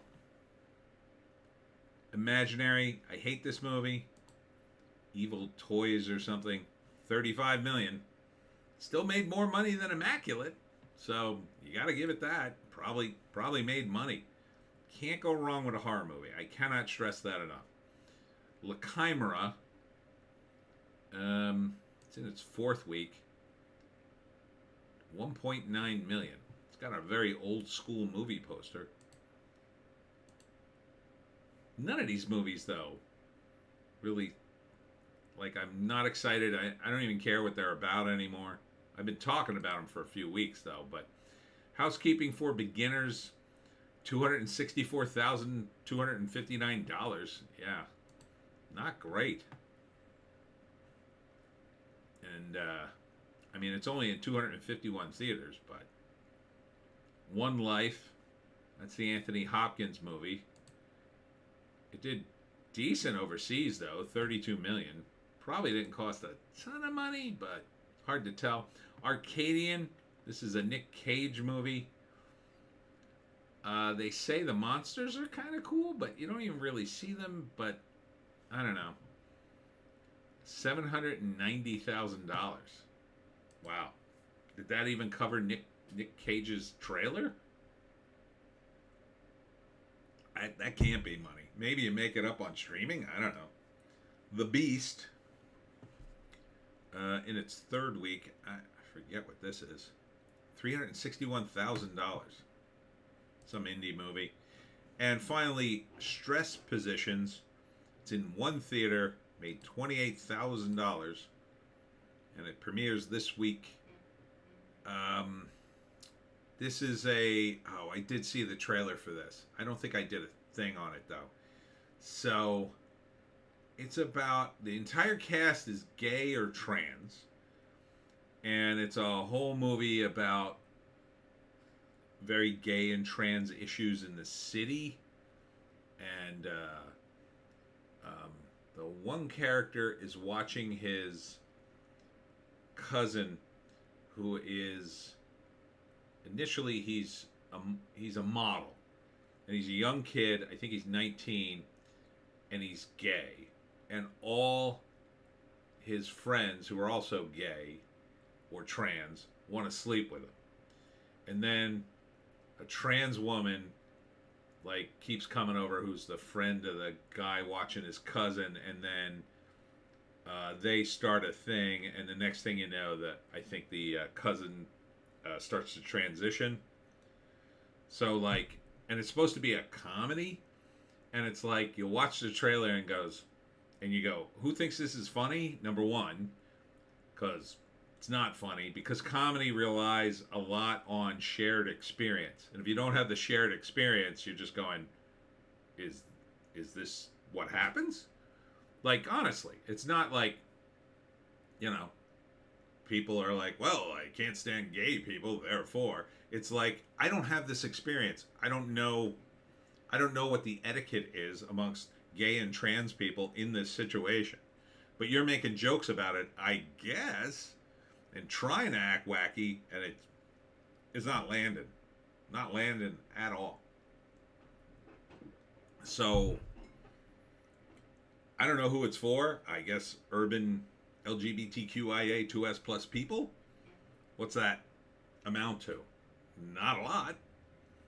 But we'll see. We'll see. And that's why the box office this week was $62,896,243. I think that's the lowest this year. I don't know. Let's see.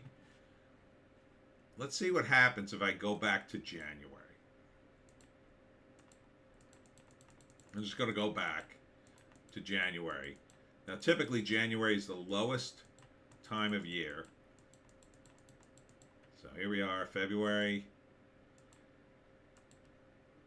All right, January 26th. This is like the worst time for movies. Oh, it was lower, 56 million. Okay. So it did go under 70. All right. Still, though, 62 is not great. You should not be doing 62 million. You should not be doing these kinds of numbers in April. This is spring. They should be going up.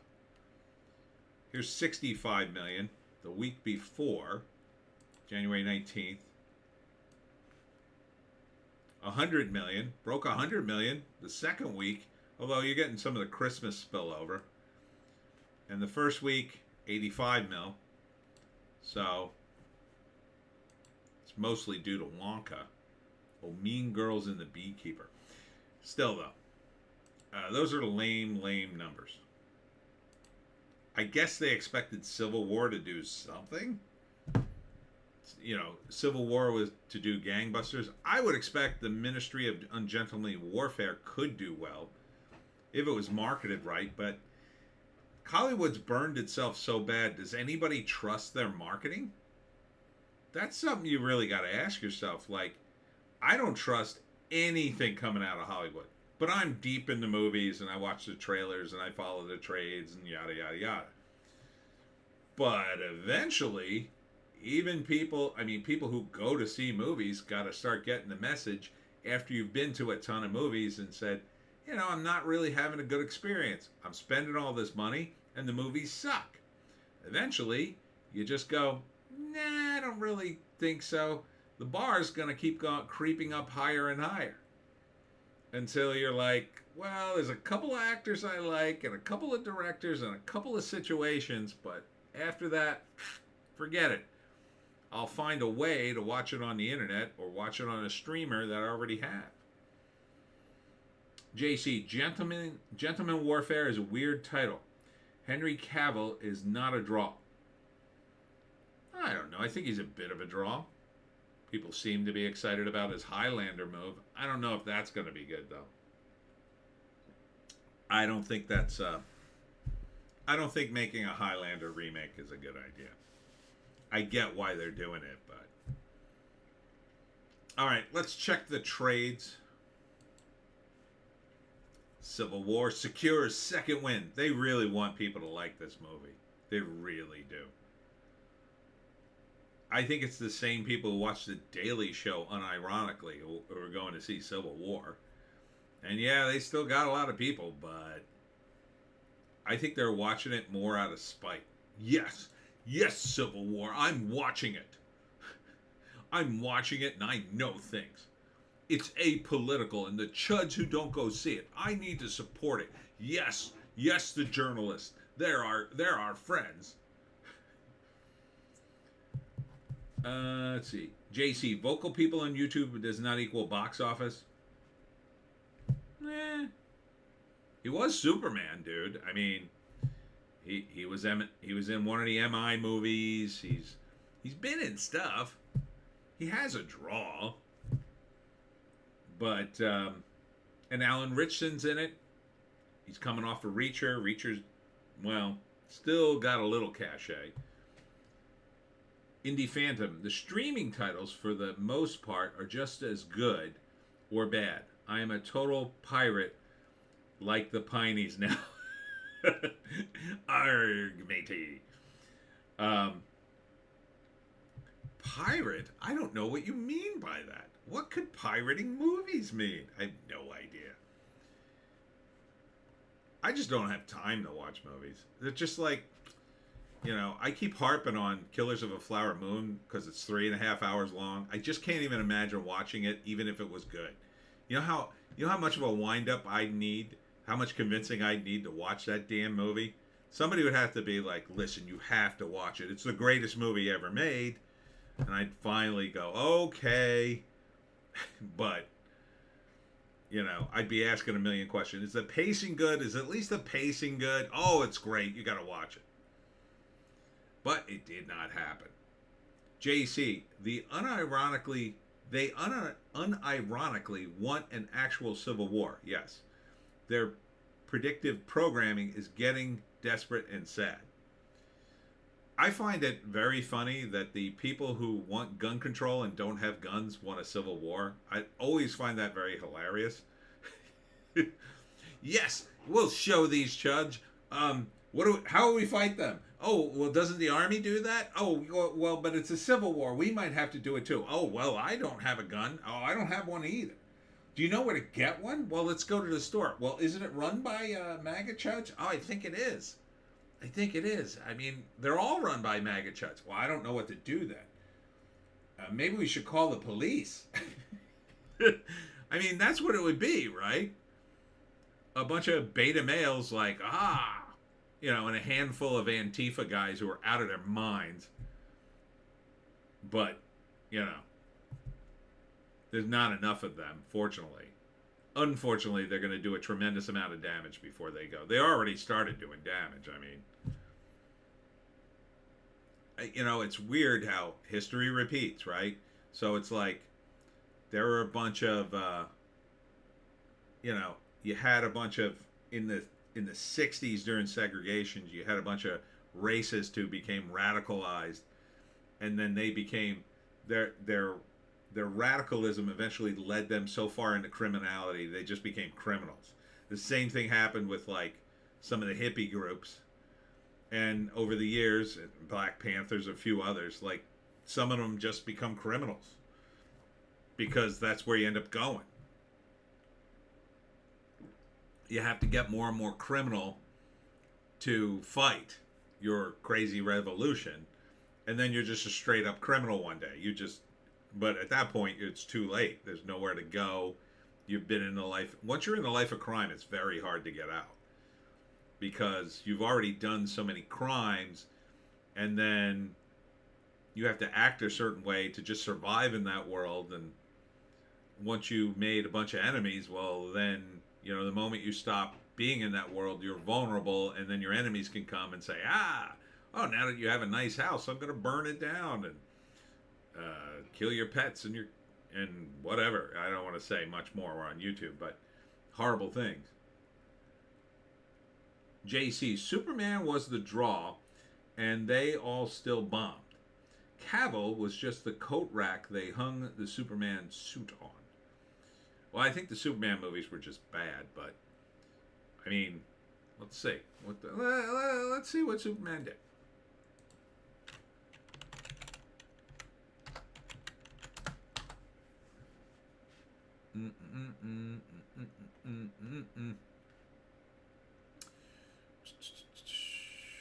No, that's not the one. Which is it? What is it called? Which Superman? The Justice League. I guess it's a Justice League. No, it's Superman versus Batman. Is it Batman and Superman? There was Superman with Henry Cavill. Which one is that? I have to go to the IMDb for this. All right, it's Henry Cavill. All right. They used to have something in Variety called Box Office, and you could look up a star and look up his box office. That would be convenient. Man of Steel, that's what it's called. Man of Steel. Okay.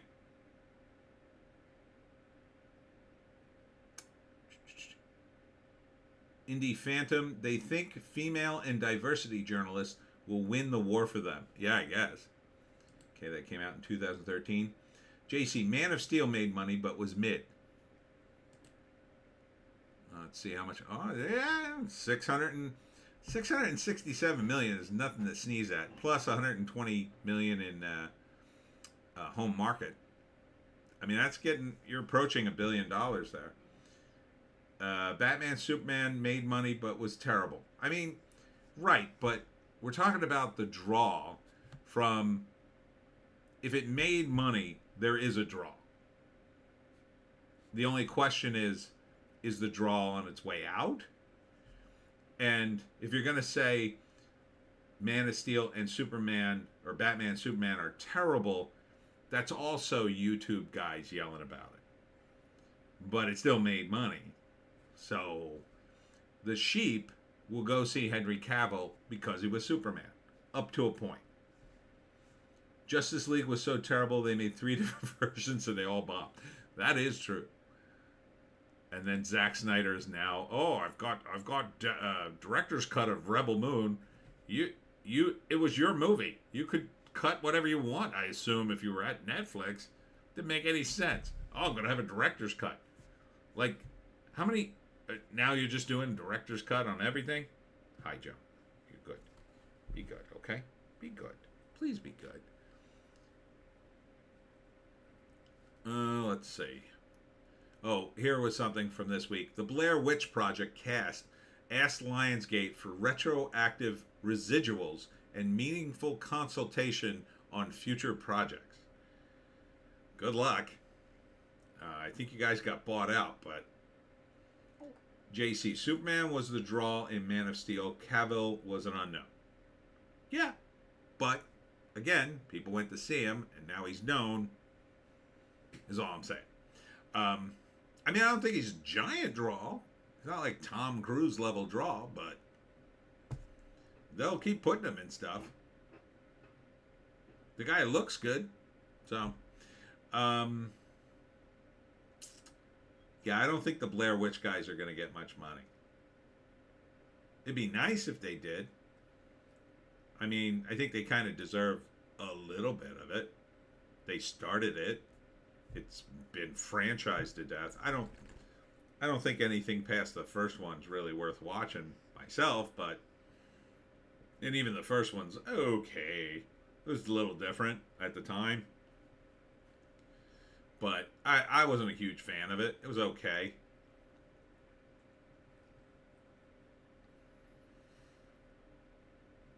JC, his movie debuted at like 10 mil. He's ain't box office. I think he's some box office. I don't think he's giant amount of box office, but he's the lead in the Gentlemanly Warfare. So, but yeah, I mean, it's not doing well enough to really justify it. Like if he was doing like 50 mil, then yeah, he'd be a bigger draw. Universal Studios Hollywood tram crashes, leaving 15 injured. Oh my God, I've been on that tram.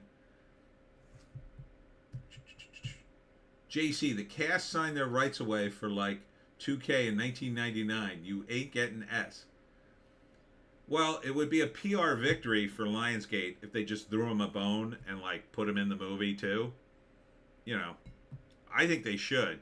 I think it's a win-win for everybody. They get a little bit of money, and Lionsgate looks good, and then they could do a bunch of articles like, "Oh, isn't it great that Lionsgate threw him some money?" They waste a bunch of money on stupid films. Why not give it to somebody who sort of deserves it? I mean, they sort of deserve a little bit of money, I would say. But yeah, I wouldn't expect them to get anything either, unfortunately. But I'm outraged at this tram crash. I could have been killed. Whenever I think of the Universal Studios tram, I always think of the ending credits in Animal House. If you've ever seen Animal House, at the end credits, they have what happened to all the college students and where they ended up. And one of them ends up a tour guide at Universal Studios. I forget her name, but at the very end of the credits, like after everything's done, they say something about Universal Studios, and then if you take the tour, ask for so-and-so from the movie, which I thought was funny. JC, yeah, cast them in a walk-on and get them to sign an NDA to shut them up to get paid. Yeah, that's all you need to do. You don't have to give them a lot of money. That's why I say, you know, when they made Blade originally, and I think it was Marv Wolfman sued Marvel over it, they should have just given him some money. They should have given him money before it even came to that. They should have just taken him aside and said, hey, look, we don't have to give you money, but we're going to give you $100K, and we want to send you on a bit of a press tour to talk about Blade, you know, and make us look good. Would have helped the movie. $100K in a movie like Blade, even in the 90s, is nothing. It's literally nothing. Now, Marv might have balked at that and said, I want more money, but if you offer it first, you have kind of a different deal, right? Well, I could take $100,000 now, or I could fight them in court and possibly lose. $100K is still $100K. You know? I get, and I supported him in his fight because I think he tried to, what did he do? On the back of every Marvel check, there was an agreement for the work for hire agreement was on the back of your check at Marvel at that time. And Marv would, I think, cross it out and initial it and then sign the check and cash it anyway. So he was legally capable of suing Marvel because he hadn't signed the work for hire agreement, something like that. I may not be getting the story 100% right. JC, JC. DC is actually good at paying creatives royalties on the movies. Marvel is terrible, though. Yeah, and they didn't keep very good records. The Marv, I guess it was Marv. It's Marv, right? For Blade, and they like lost a bunch of the paperwork in the move from 1979, and they for a while they were in a panic because they hadn't even copyrighted Blade or something, or they couldn't find the copyright for Blade. Indie Phantom. Walking Dead producers should have paid Romero for all the world building he did. Well, one could argue that would be Robert Kirkman. But I don't know. That's a tough one to call. I don't know. I'd have to really think about that one. Because it's like, on the one hand, yes, Romero was the man when it came to zombies. But on the other hand, the zombies in The Walking Dead had a different origin. But they were sort of the same, not quite the same. I always prefer the Romero zombies because they don't run. To me, the scary part about Romero's zombies were they were quietly shambling towards you. And what would happen is you would get, at first you wouldn't consider them a threat, right? Because they're moving so slow, you think, I got plenty of time.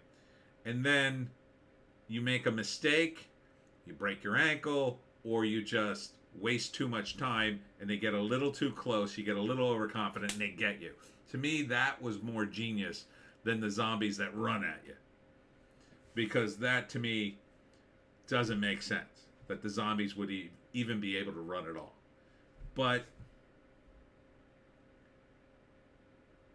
you know, let's see. Indie Phantom. They did steal the shoot 'em in the head rules, etc. But it's kind of like the only practical thing if you're going to do zombies, right? The only way the zombies could be moving is if the brain is somehow still working. So killing the brain would kill them. However, they did change that, I think, in Night of the Living Dead. Yeah, they did change it in that. Because in that movie, the zombies could keep moving even if you cut them to pieces. Because there's actual scene where they completely cut a zombie up and they can't, and the pieces are still moving around. Completely independent of each other. Which is a very funny movie, the first one, I think. It was one of my favorite 80s movies. Indie Phantom. I am a Romero mark, though. I love Romero. He was great. The Crazies, if you haven't seen that, is really good. The remake with Timothy Olyphant is pretty damn good. And it's got that Romero. And it's not zombies, but it's kind of like, it's very similar. It's got his sort of touches to it. JC, he failed to copyright Night of the Living Dead. It's public domain. Anyone can do whatever they want with the idea. I kind of like that. I mean, especially now that we're in this era where finally some of these copyrights are running out, I think they should run out. Look, after 50 years, or, you know, I want the creator to be paid, absolutely. But after 50, 70 years, after the creator dies, it should all go public domain, in my view. Maybe the estate gets like 5-10 years, depending on, you know, the creator and when he dies and how long it's been. But after that, I think people should be able to use. I think it should all be public domain. I think there should be a lot of things in the public domain. But they'd rather not do it. I didn't know that about Romero, though, in Night of the Living Dead. Huh. Indie Phantom. You get overconfident and then they F you up. Yes. That's what I like about Romero's zombies. Alex Olgo. The fear from the slow zombies was their numbers. That too, yep. If you loitered in any location, they would amass and you'd be trapped. Newer writers seem to have forgotten how to build that suspense. Yeah, and they're terrible on that. By the way, The Walking Dead was the worst show for that. The Walking Dead And stop me if I go too long about how much I hate The Walking Dead. But I watched it for like, I don't know, half a dozen seasons at least. And the thing that absolutely infuriated me about The Walking Dead was the blocking. The blocking on The Walking Dead was the worst I've ever seen to this day on a TV show. Worst blocking imaginable. There would be things in the background you'd just be like, well, couldn't they just run there? Or couldn't they just use that weapon hanging in the background? Like, they were the worst.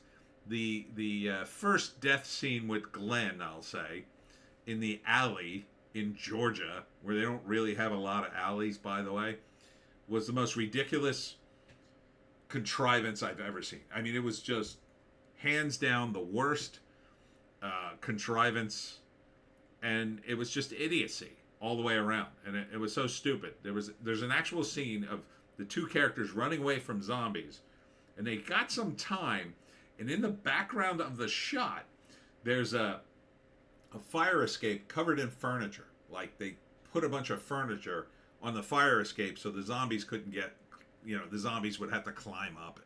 It would take them forever, and you could just pick them off. So, like, they're running away from the zombies looking for a place, and it's literally right behind them, and they just run past it. It drove me nuts. Indie Phantom, The Blocking Dead, exactly. Hold on, I skipped some. I gotta go back. Indie Phantom, I actually love the Night of the Living Dead remake by Tom Savini. First one I saw in the cinema, nice little twin theater in Montreal. I met Tom Savini once at a show in Wildwood. He was a really nice guy. I asked him why he was doing a comic book show in Wildwood, because there typically wasn't a lot of people in Wildwood, except for that one time. And he said, I wanted to come to Wildwood for the weekend for free and be paid. And it was a good gig for him. Rick Sanchez is here. Hello, Tony. Do you think the Running Man remake is going to be worth a ball bag? I like Glenn Powell. I think he's a pretty decent actor. I liked him in Maverick, Top Gun Maverick. He was good in that. I like him in the trailer for the Sydney Sweeney rom-com. They had good chemistry. He's in a new movie called Hitman. It's directed by Richard Linklater, and that looks good. So it could be good. I think it's unnecessary to remake it, though, because I don't think you're going to get the same fun that you got with Arnold. Like, when Arnold made Running Man, it's just the most ridiculous movie ever made. It's crazy. It's a satire, and it's made funnier by the fact Arnold's in it, saying his lines with a stupid accent, and then Richard Dawson, who was a game show host, is the game show host. I mean, everything about that movie screams hilarity to me. Glenn Powell being in it screams that it's going to be a serious version of Running Man, possibly the way Stephen King intended it to be. So, and I don't think it's going to have the same punch because people don't watch TV anymore. So it's kind of outdated. It's kind of an outdated concept. I don't know if it could work.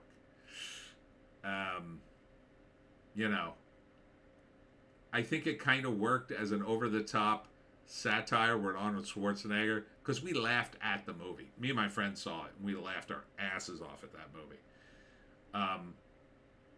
But yeah, I don't know. I like Glenn Powell in it though. I think it's going to be super serious. It's going to be like the remake of Total Recall. They're like going to try to make it work. I don't think it can. So yeah, I don't know. But maybe Glenn Powell will make it work because he's a good enough actor, and maybe they'll get a good script. Maybe. Indie Phantom. Only problem with The Domain is even more fan fiction. Just saw your vid on that. Yeah, I hate fan fiction. I hate it. Like, if you're a kid and you're trying to do, figure out how scripts work, okay, you can do some fan fiction. Don't publish it. Don't put it on the internet. Unless you're like 13 and you're really desperate for attention, maybe, but At least I can excuse it if you're 13 and you publish some fan fiction. I can excuse that. I can't excuse it if you're a grown person. If you're a grown person publishing fan fiction, what is wrong with you? You're wasting your time. You're wasting everybody's time. So I think you're deluding yourself. It's like when the cosplayers come out and they think they're the focus of the comic book convention. It drives me nuts. It's like they're not here for you. The fans aren't here for you. That's not even your character you're dressed as. You might have a good costume. Maybe you're a hot chick in a good costume, or even a guy in shape wearing a good costume that you made.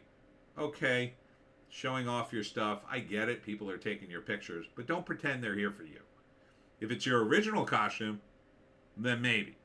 Then maybe I go, wow, what is that hero? I've never seen that. Oh, it's the so-and-so. Oh, wow. Maybe. Then maybe I give you credit. But if you're dressed up in somebody else's IP running around the show and you think it's about you, it's not. I somehow tied cosplaying into fan fiction. Rich Sanchez. I didn't know Stephen King wrote Running Man under a pseudonym. Yeah, I guess that was a Bachman story, right? Isn't that what it was? God, the originals. I want to see it now. JC, once the characters don't have giant multimedia companies pushing them, they disappear from public consciousness. Think about how huge pulp characters or Betty Boop or Popeye and Dick Tracy used to be. They were in their heyday. Are they? I'm not sure if they're in the public domain. Are they? I guess they would be. They might be. But then, they pushed the whole trademark thing to the point where, right, like Mickey is in the public domain, but it's Steamboat Willie that's in the public domain. And we haven't gotten to the modern Mickey Mouse yet. So is it the sort of thing like, oh yeah, you could do a Dick Tracy comic strip, or you can do certain things with Dick Tracy, but you can't do all the things with Dick Tracy. I don't know. But I would say Betty Boop is still in the public consciousness. I've seen girls dressed as Betty Boop at comic book conventions. And I know a lot of girls who still like that character, and they still sell the merchandise. Popeye, not so much. I used to love Popeye as a kid because the cartoons I thought were pretty good. I think there's rumblings that they're going to remake it again. Dick Tracy, they made that movie in the 80s with Warren Beatty and Madonna. Kind of a disaster. I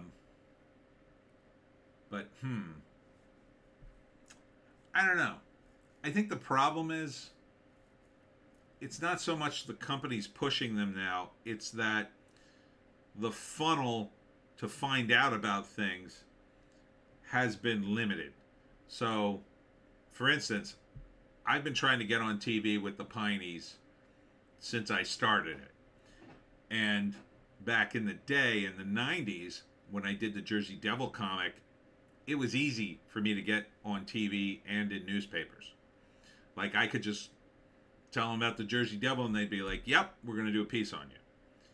And for various reasons, the TV stuff didn't work out, but I got on TV. The newspapers were easy. Now it's like nearly impossible to get a hold of these people because the media has become so centralized and so focused on whatever, I don't know, regime BS they're doing. It's like a pipeline. So you can't even get in the pipeline to be seen for anything new. Unless, like you say, it's part of, it's not the multimedia part, it's the corporate part, right? So if they wanted Popeye or Dick Tracy to be hot again, they could make it work. They would just put it in the pipeline, and all their shills would immediately go out and start shilling it. But with, I think, those properties, like, you could do it on the internet. And I think, but it's also true that the audiences are so damn atomized. They're so damn atomized. Everybody's off in their own little corner of the internet now. And that's part of the reason nobody talks to each other. And nothing's really that popular, because Nothing has a fan base anymore. You don't have. This is why they exploited fantasy stuff and zombie stuff. Zombies used to be niche. Then all the other groups of fans got atomized. You know, Star Wars was split into Star Trek and Star Wars, or sci-fi stuff was split into Star Trek and Star Wars, and then that split into a million pieces with all the various sci-fi shows. Then, you know, you had Game of Thrones. Now you got a million fantasy shows.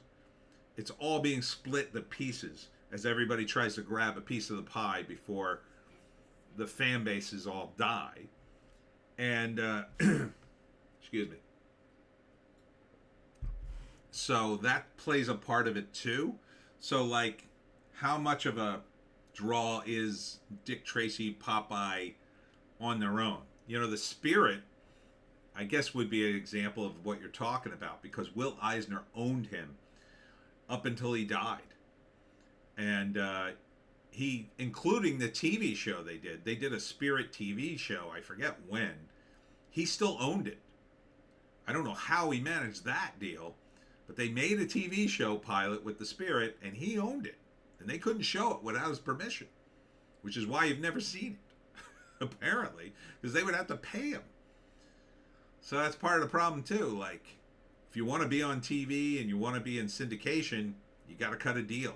And the deal is syndication works like, first you get 100%, then they show it again in each market. You get 90, then 80, then 70 until it goes down to 0, and then they show it forever because then they own it or own the rights to show it anyway. Sorry, I missed a bunch of things. I went off on a tangent. Alex, there's a wonderful YouTube video about the lost art of blocking, highlighting how it was done. Lost art of blocking, highlighting how well it was done in iClaudius. Okay. The lost art of blocking, highlighting. The lost art of blocking, highlighting. Rich Sanchez, working as a VFX in Georgia is hell. Oh, you're in visual effects. I don't know why I blanked on that. Rich remake, then I'm out, because the next they will remake is Demolition Man. We live in Demolition Man, it seems. Alex Ogle, those short stories by Stephen King were far better than almost all the larger novels he's written. I love The Walk. They should include a nod to Climbing for Dollars in the new Running Man. I'm trying to remember if they did that in the original movie. I don't remember it. That'd be pretty funny. Yeah, short stories, you can do more. You can kind of cut to the chase because you kind of have to. I'm planning on another short story collection for the Pineys.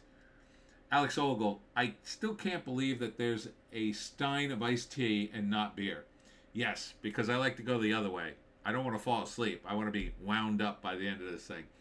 LeMay, true, you should rewrite your fanfic and then publish it, like the lady who wrote 50 Shades of... Or the guy who wrote The Lord of the Flies.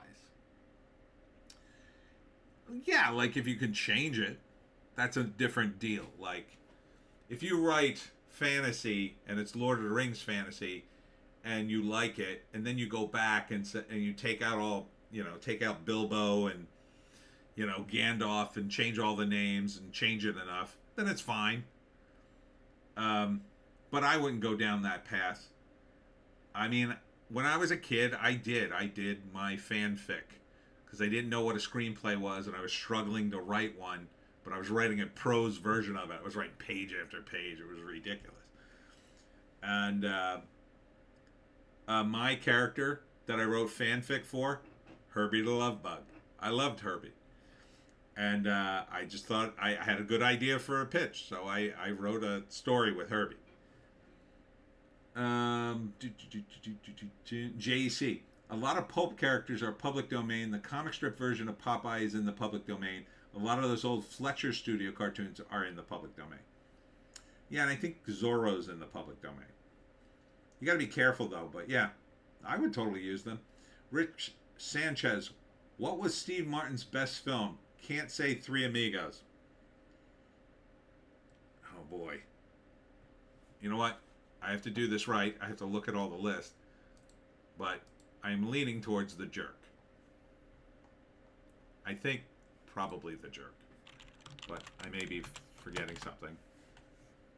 Roxanne is good. It's all right. But I like The Jerk. I think I'm probably going to stick with The Jerk, but let's see. Oh, maybe Bowfinger. Bowfinger I really like. LA Story I did not like, although it has one very funny bit in it. The Jerk.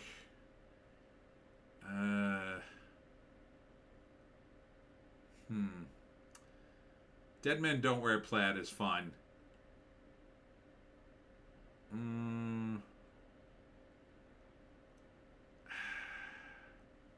I'll say The Jerk only because that's more Steve Martin, and Bowfinger is kind of like Steve Martin and Eddie Murphy. I love Bowfinger though.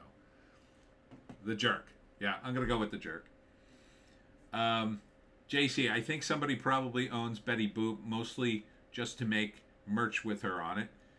Alex at Sanchez, The Jerk. JC, yeah, that's what I'm saying. If they wanted to push the characters, they could, but there's no money in pushing them because they can't own it 100%. Well, there's money in it, though. They could do it. But, you know, they could take Popeye and change him just a little bit, and they could own a version of Popeye. But at that point, it's like, why bother? But I would totally put Popeye in something. You know, they don't think outside the box. The people who run these studios aren't creatives. They're thinking about money. So when you do the math, you're like, well, why should we do a character we don't totally own? Then somebody else will make the merch and we can't sue them. Alex, tap that like button, everyone. Thank you, Alex. Rick Sanchez, would you back a shot-for-shot remake of The Goonies? I would not. I don't think you should make a shot-for-shot remake of anything. I like The Goonies, but Jesus. I would back a sequel to The Goonies. That would be fun. JC, I think Eisner ran his own studio making The Spirit and licensed it to newspapers so he kept the rights to the character. Oh, is that how he did it? Huh. Zevek's Demise is here. I just started book 10. Thank you, Zevek. Hope you enjoy it. Alex Ogle, no one should touch The Goonies. That would be a travesty. Zevik, The Goonies is great, one of my favorites. JC agrees with The Jerk.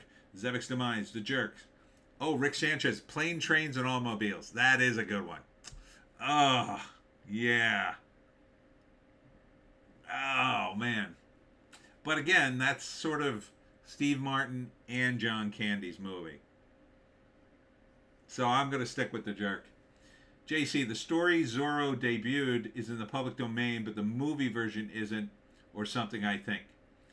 Alex Ogle, Planes, Trains, Automobiles is great, but mainly because of John Candy. Oh, well, Steve Martin has that amazing scene with the car rental place, which they inserted into the movie because they wanted to, I think they wanted to get an R rating or a PG-13 rating. I forget what it got rated at. And they did that they said, we want a curse word in the movie so we can get an R rating. So they came up with that scene. Zevix, those aren't pillows.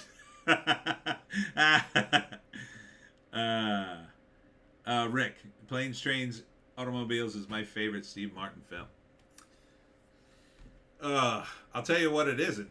The Pink Panther. He should not have done the Pink Panther.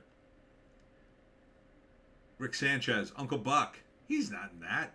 JC, more of John Candy movie. Martin is a straight man. He's funny in it, though. That's the harder part to play, I would argue. But yeah. Bowfinger is great, though. Don the Second is here. How's it go, chat? It goes well. It goes well. Where the heck were we? I don't even remember. Oh, we were in Variety. Alex, can't beat Peter Sellers in the Pink Panther. I know.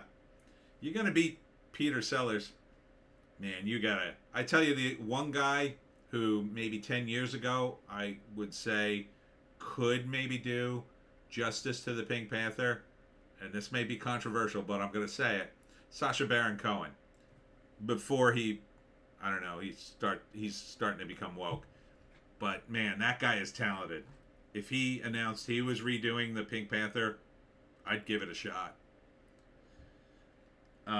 Rick Sanchez, anyone an Uncle Ron fan? Uncle Ron's okay. That's the Kurt Russell one, right?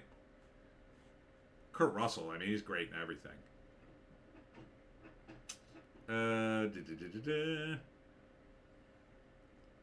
Rick Sanchez, I hear that's how he fell in love with Goldie. I thought the deal was with them that they were an item for Hollywood for a long time. But they're still together. They've been together a long time. All right, checking over at Fandom Pulse. Don the Second, I had fun watching your ramblings on Fallout Show. Honestly, would rather listen to these vids while playing the game. Rick Sanchez, Captain Ron. Sorry. Oh, okay.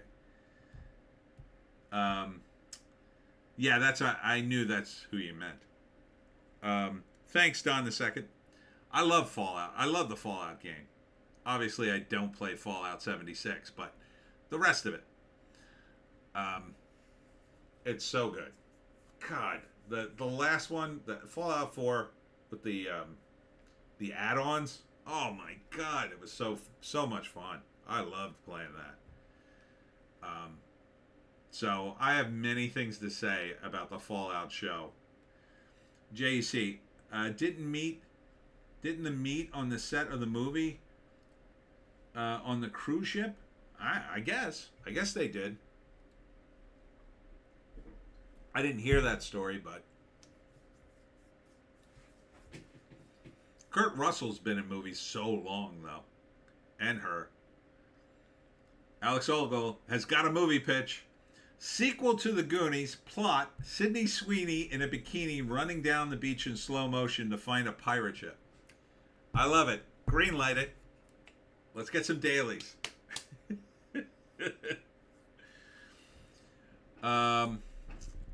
So, what happened in Fandom Pulse? Rebel Moon Part 2 bombs with a 13% Rotten Tomatoes score, being Zack Snyder's worst since Rebel Moon Part 1.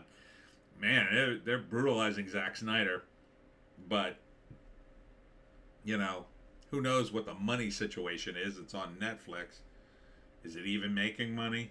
I don't know. No one knows. No one understands streaming, not even the people who stream.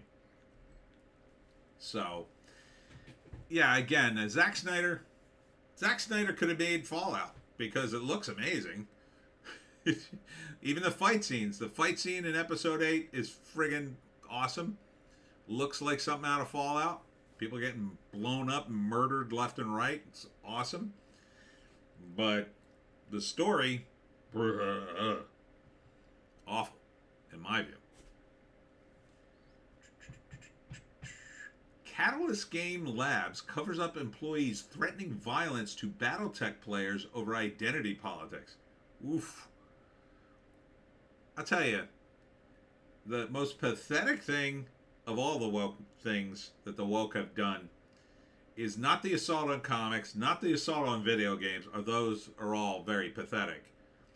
But the assault on role-playing games, you're talking about games, first off, most role-playing games on paper, like the pen and ink role-playing games, they're going out of vogue, man. I try to sell my game, Complete Mafia, for D20.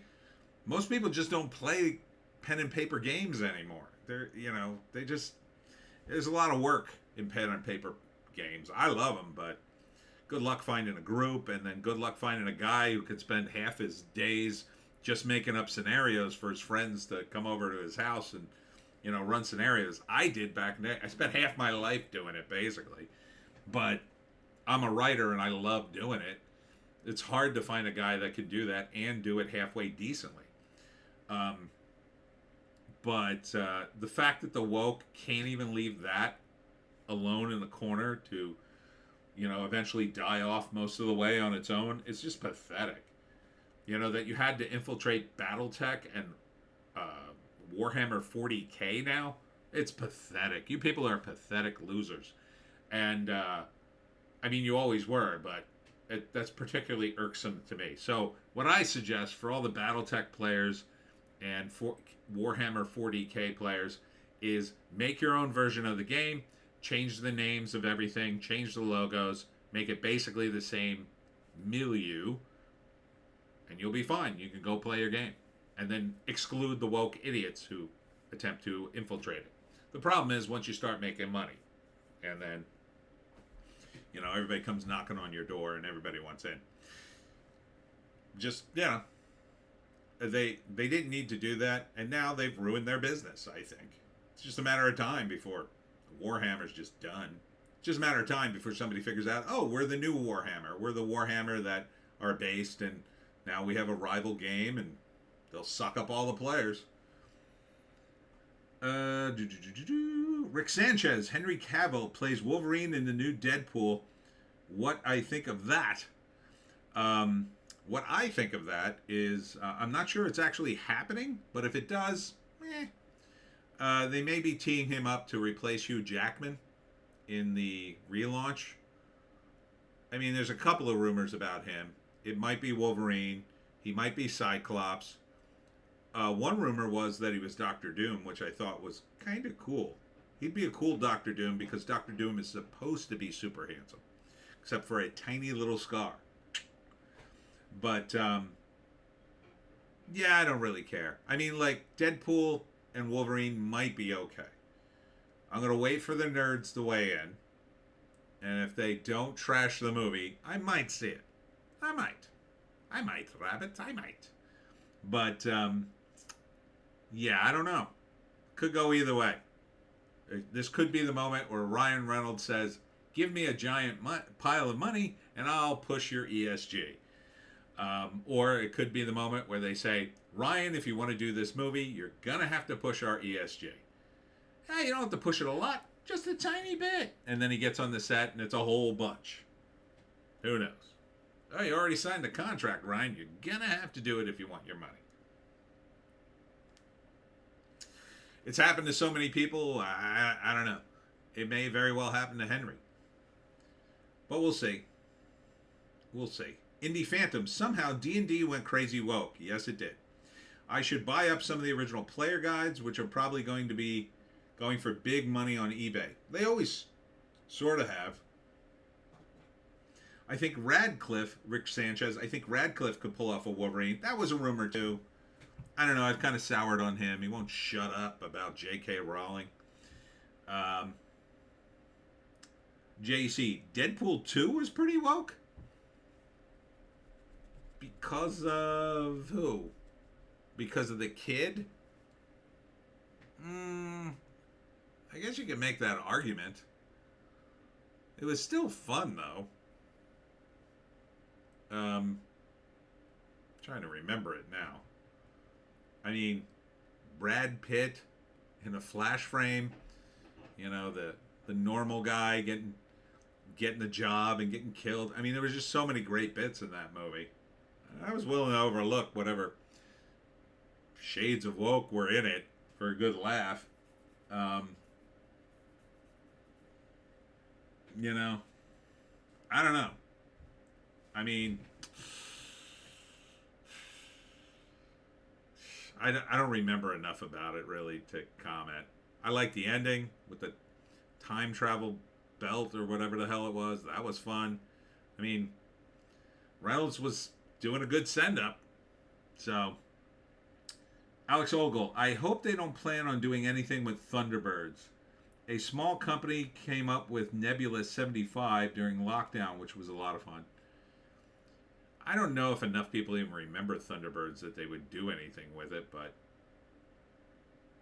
I don't know if there's a big enough fan base there, but they're ruining every other IP, so why not?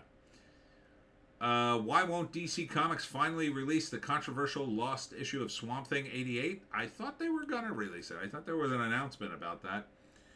Rick Sanchez, if the new Deadpool is woke, then there's no hope for any of us. We may as well Vanilla Skies ourselves. No.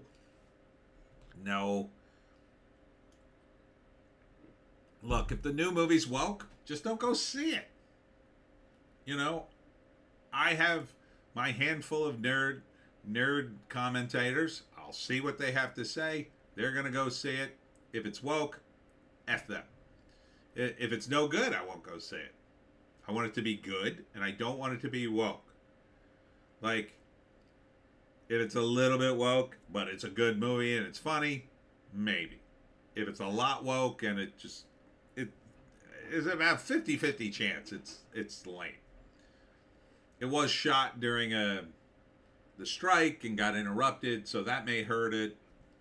So maybe it'll be a send-off, maybe it'll be great, maybe it'll be just full of member berries.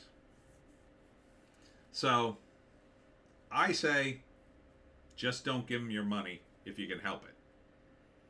Reward good, punish bad. You punish them by just not spending your money. Don't even hate watch it, you know? Alex Ogle, I hated Vanilla Sky. The Spanish original Abre los Ojos was much better. Usually the original is better, especially when it's a remake. There's Sydney Sweeney's boobs, everyone. Thought we'd look at that. Rick Sanchez, I sat through Marvels. I know what rock bottom is. You poor man. I hope you're okay. This veteran producer Carol Baum slammed Sydney Sweeney's looks and talent, being hailed as the woke culture killer.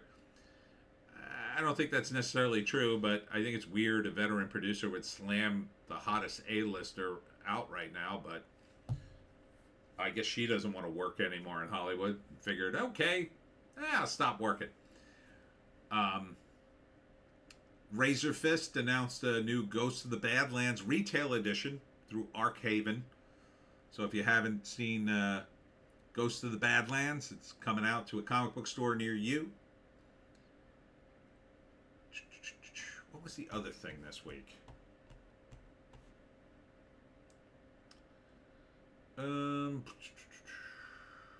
Wizards of the Coast exec resigned as D&D and Magic the Gathering are sinking from identity politics. Yeah.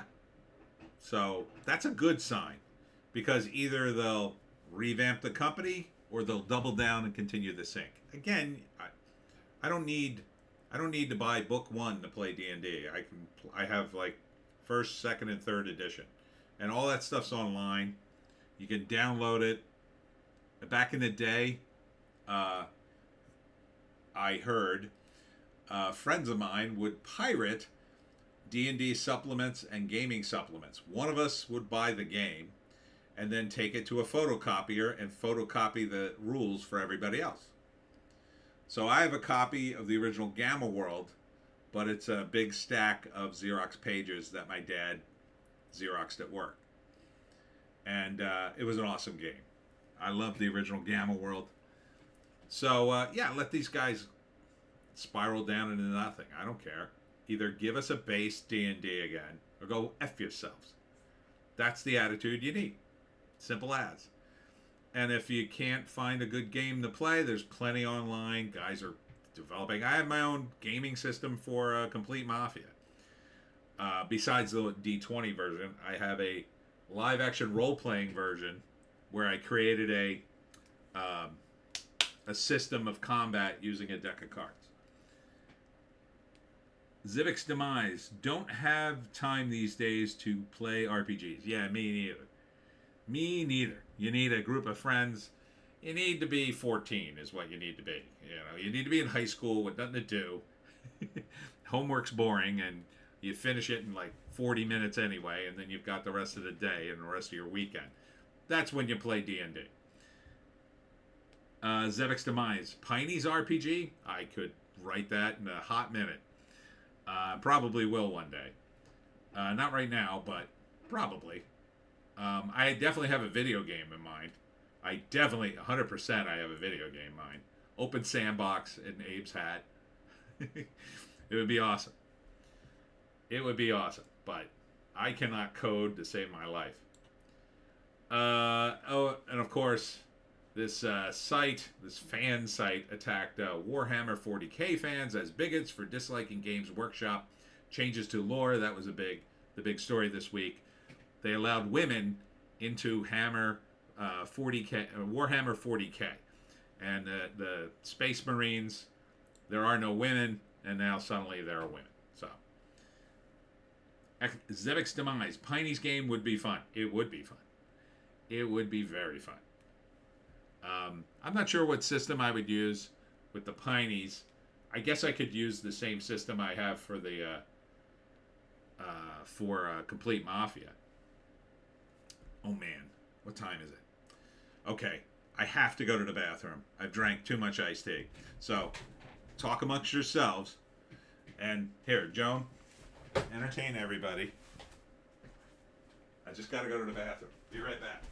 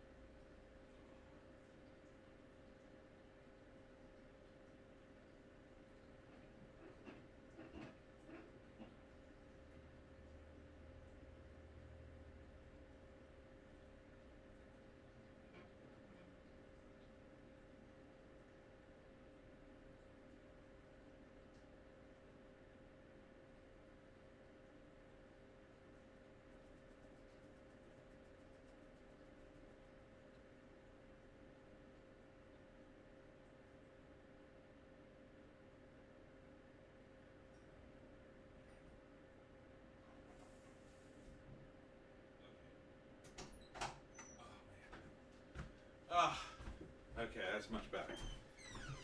Joan, I hope you entertained everyone. All right, that's better. Joan Stream says Civic, nice. Yeah, so, oh, that's so much better. Now I can concentrate. I was starting to lose it there for a minute.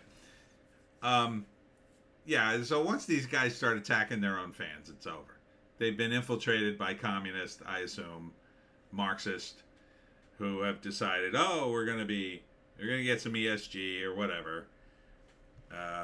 But as Razor Fist says, it's not get woke, go broke. It's go broke, get woke to try to save your company, then croak. So maybe they're having money problems. Alex, Tony, you may want to take Joan to a vet. The transformation into a salivating 6-foot-tall monster while you were away was quite terrifying. No, that's normal for her. That's the breed.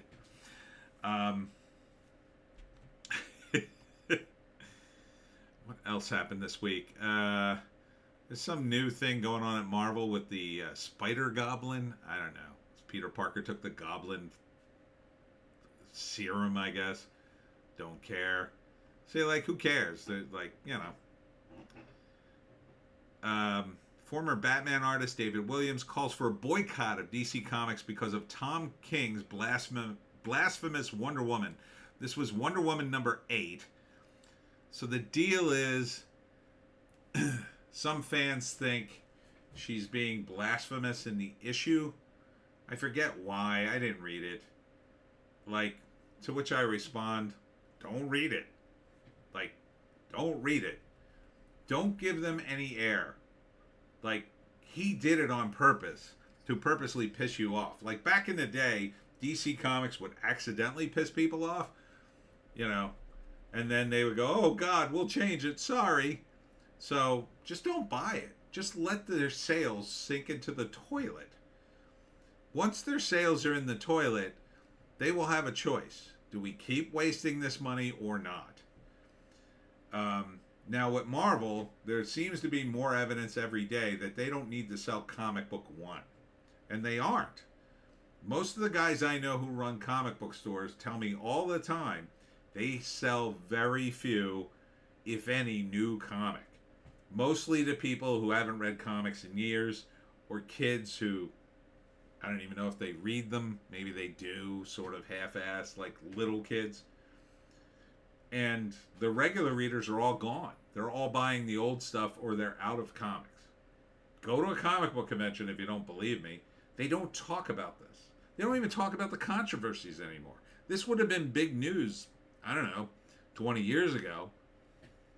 Now, no one talks about Wonder Woman. I just went to Nerd Wednesday on Wednesday.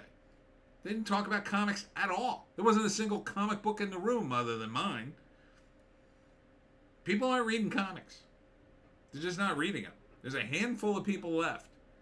And those people are not reading new comics. Not the ones I meet. So, all right, let them have another controversy. I don't care.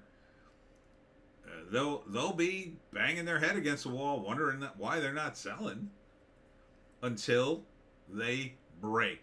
And breaking, unfortunately, for DC and Marvel is, it'll probably happen with Marvel first. When they decide not to publish Marvel comics, they'll just stop publishing them. They'll license the characters out to the highest bidder. And that'll be it. They'll never publish again. Marvel won't exist as a company. It'll exist as an entertainment company. They'll still be making movies to the IPs, but they won't care about the comics. They don't make enough money. They never did. Not in a lot of years. So now somebody who would license the character would have to make money just to break even, but it depends on what Marvel's deal is going to be. I've talked to some people who had deals with Marvel and licensing deals. They're not great. They're not great in my view. But most of them will be guys at first, like Todd McFarlane or, Bill Tucci. They'll license the characters in order to do a crossover to prop up their own characters. And then they'll throw them away. Okay, I did that. All right. The licensing's over. All right, see you, bye. So let these guys just fold. I mean, you always have the old stuff. You can get it online for nothing in a PDF. It's all going into public domain anyway. And look, those pulp figures, yeah, they're not super popular. They're not pushed by the mainstream, but collectors still push them. They're still collected by collectors. There's still pulp fiction conventions.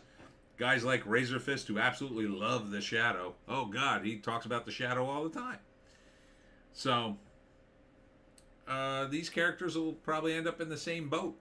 People will talk about the old golden days, and the new stuff won't even exist anymore, and it's embarrassing anyway, so who cares? Until a renaissance hits where someone comes into Marvel or Disney and says, oh, I want to make these profitable again, and we need to make them profitable. Or maybe they just sell off the comic book division. Who knows? Maybe they sell off all of the Marvel characters to try to break even, and maybe Warner Brothers decides, hey, we're sick of losing money in comics, but that guy over there is making money, so we'll hire him to be our EIC, and then we'll make it work again. I could make it work. I absolutely could make money for Marvel and DC. I would have them making millions. I would have them selling millions. But it would require money and time and power to do that. And I would have to fire all the woke idiots. I have a plan. Yeah, I'd fix it. It would take me about 5 years to really be at the point where we were making serious money. But, it could happen, but they don't want to do that. It's not worth it to them. I mean, I could make it profitable. It would make them millions, but they want something that makes them $1 billion. So, anywho, Rick Sanchez, if Biden is voted back, he said he will remake Terminator 2. Think before you vote. Oh my God. Alex Ogle, if he makes Predator 2, I'll riot. Alex Ogle, after hearing about a comic on local news 5 years ago, I tried We Stand on Guard, Canadian woke rap. As I paid for the last comic of the run, the store owner told me that he too thought it was crap. That doesn't bode well for Canadian comics. Rick Sanchez, Tony, have you ever watched Kunk on Earth on the BBC? You should watch the trailer. No, what is that? I have no idea what that is. Let's see. What else happened this week? Oh, here's the comic book industry dying. Comic book industry rattled as DC Comics posts disastrous sales with 25% drop in 1 year and lowest numbers in bookstores since 2004. So, like, one of the things that could happen is, let's say a guy like me, I make it big with the Pineys. It just starts selling millions, and I'm in the news, and everybody's raving about the Pineys, right? So, at some point, DC Comics could say, "Oh, we could revamp our universe based on his name," and they call me up and they say, "We want you to write our comics," and I say, "Well, only under certain conditions," and then I name all my conditions, and maybe they listen to me or maybe they don't. But if they listen to me and they revamped their whole system, then maybe, someone like that could roll in and make it work again, because then I could bring my millions of fans in. J.K. Rowling could do it if she wanted to do it, but she's not really a comic person. But like, if J.K. Rowling could bring her millions of fans to DC Comics and rewrite the universe, they would start selling again. And it would give them a boost, and you may or may not like Harry Potter, but it would give it a better direction than it's currently in. It wouldn't be woke-ish. It would be a little woke. It would still be very lefty, but it wouldn't be woke. I mean, the trans stuff definitely wouldn't be woke. Probably wouldn't be any trans stuff in it. Alex Ogle. Philomena Kunk is an investigative journalist we all need right now. She's a genius. All right, I'll have to look it up. Alex Ogle, look her up, everyone. Rick Sanchez, Alex. Is he playing a joke on me? Is Alex playing a prank? Alex Ogle, think Ali G, but more probing questions. Oh, okay. So it's a joke. Interesting. I thought Kunk on Earth sounded a little sus. Rick Sanchez, look her up, Tony. All right, right now. Can I look it up on the stream, or is it going to be something dirty? Okay. British mockumentary television series. Oh, okay. I like these. You know who had one of these? Bill Hader had one. What the hell was it called? He had it on Netflix, and Fred Armisen was in it. Bill Hader, Fred Armisen, and a few other guys. It was pretty good. They had one with Owen Wilson, but it was a parody of a real documentary about this cult leader. It wasn't bad. Wasn't bad at all. All right. See, this is why. Here's why DC is going down the tubes. They just posted this disastrous sales record, and then they announced Scott Snyder is rumored to helm new Absolute DC, an Ultimate Marvel style universe. DC does everything Marvel does 10 years later. This is why DC Comics is going down the tubes. Instead of innovating, they look to other people from 10 years ago, and they do that. So yeah, Ultimate was a thing, I guess 10 years ago, or has it been longer than that? I don't even remember. But this is why you fail, young Jedi. So I would completely, and then again, the biggest issue I have always said is the model of comic books now. It's completely broken. You need to completely shatter it and put out, again, 100 pages for $5. If you put out a 100-page comic for $5, you might actually be able to sell some copies to readers who would be interested. Will they do that? Absolutely not. It would require a huge investment that they don't want to make. Big coordination that they're just not going to do it. LeMay, there are magic schools in other countries like Harry Potter too. Imagine a spin-off with the American Magic School. It would be kind of woke because wands are treated like guns there. The point, though, yeah, but the point is, like, J.K. Rowling could bring her millions of fans to DC, but J.K. wouldn't be doing it. She is not interested, I don't think. Like, why save DC? DC wasn't exactly kind to the guys who created Superman. Towards the end of their lives, they gave him a pension, but only after being coerced.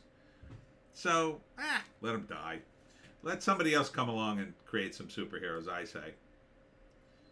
All right. Let's move on. Hollywood Reporter. here.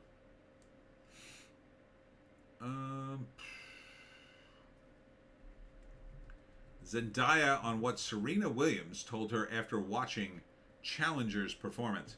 Challengers is the movie where Zendaya gets railed by two guys in the story, and then she falls in love with one, the other disappears for a while, and then comes back into her life. And then the question is, which guy will rail her now? So, look forward to that. I saw that trailer and I'm like, oh my god, she's going to have sex with both those dudes.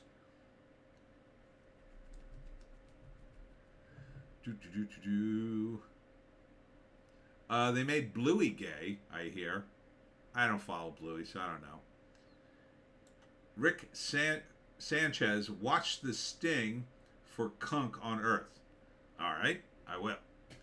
Oh, Elliot Page is developing a sci-fi novel, The Darkness Outside Us, as a feature. I guess. She seems to be getting in producing now. Or he, I don't know.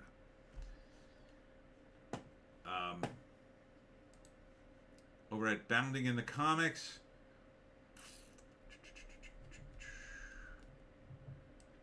trying to remember what the big stories were this week. There were just so many things coming down. Oh, Zack Snyder is open to the idea of continuing his Justice League trilogy with an animated movie. Oh boy, can't wait for you to release that and then announce a director's cut of the animated movie. Oh, this stuff got cut. I don't know why we bothered to shoot it. Oh, you don't shoot animation, you draw it. Ah, you know what I mean.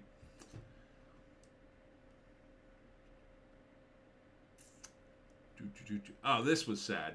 Molly Ringwald says any potential remake of The Breakfast Club, Pretty in Pink, or 16 Candles would have to be more diverse because, quote, those movies are really, really, really very white.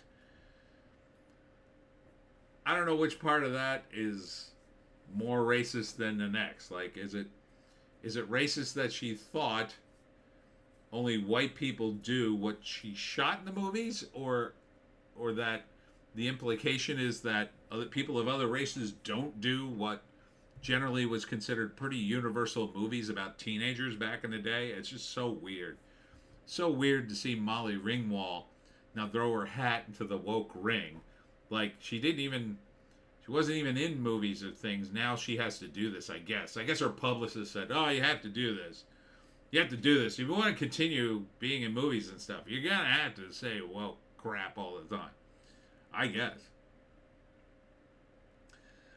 Rick, I want to see you laugh and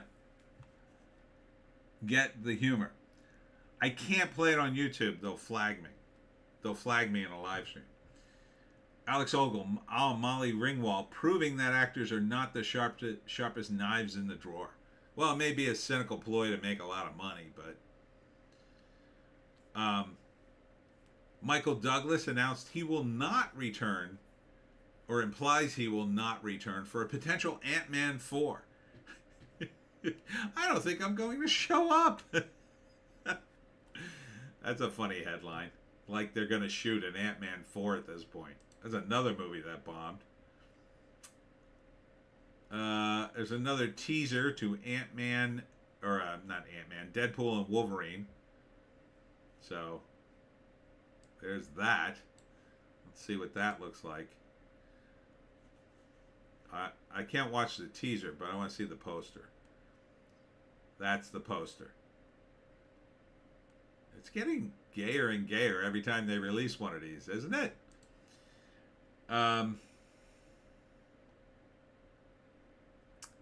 What else?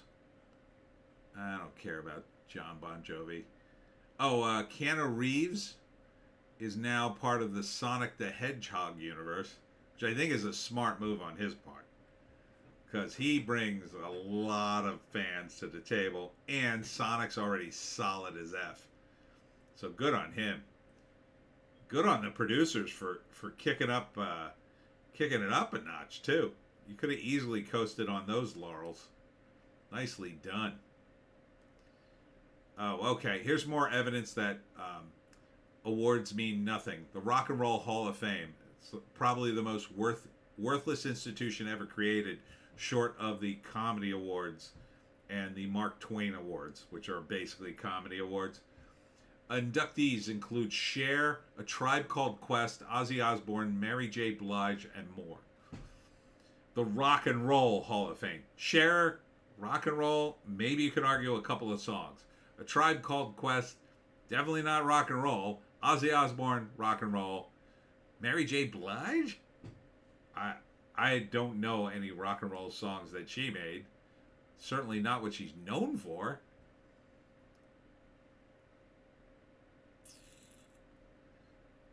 So weird.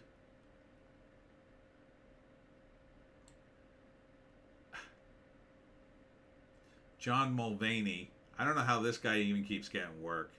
I really don't. John Mulvaney, maybe his stand-up is decent. He's got the greatest agent in the world, though, because he keeps coming back. He did a sitcom. It was probably the worst sitcom I've ever seen. It was brutally bad, in my view. He was on the Nick Kroll show, where he's actually kind of funny.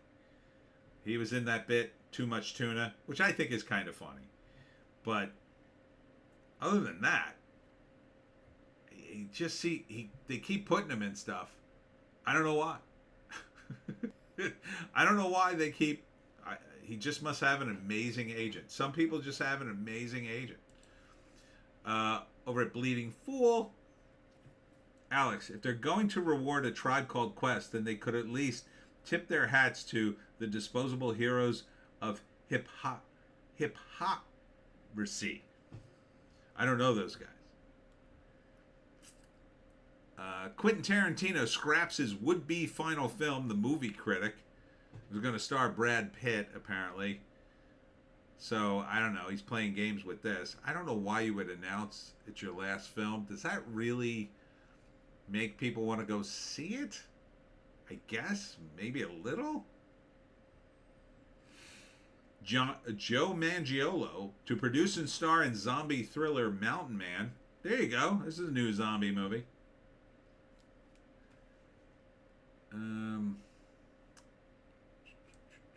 What else is going on? Oh, here it is.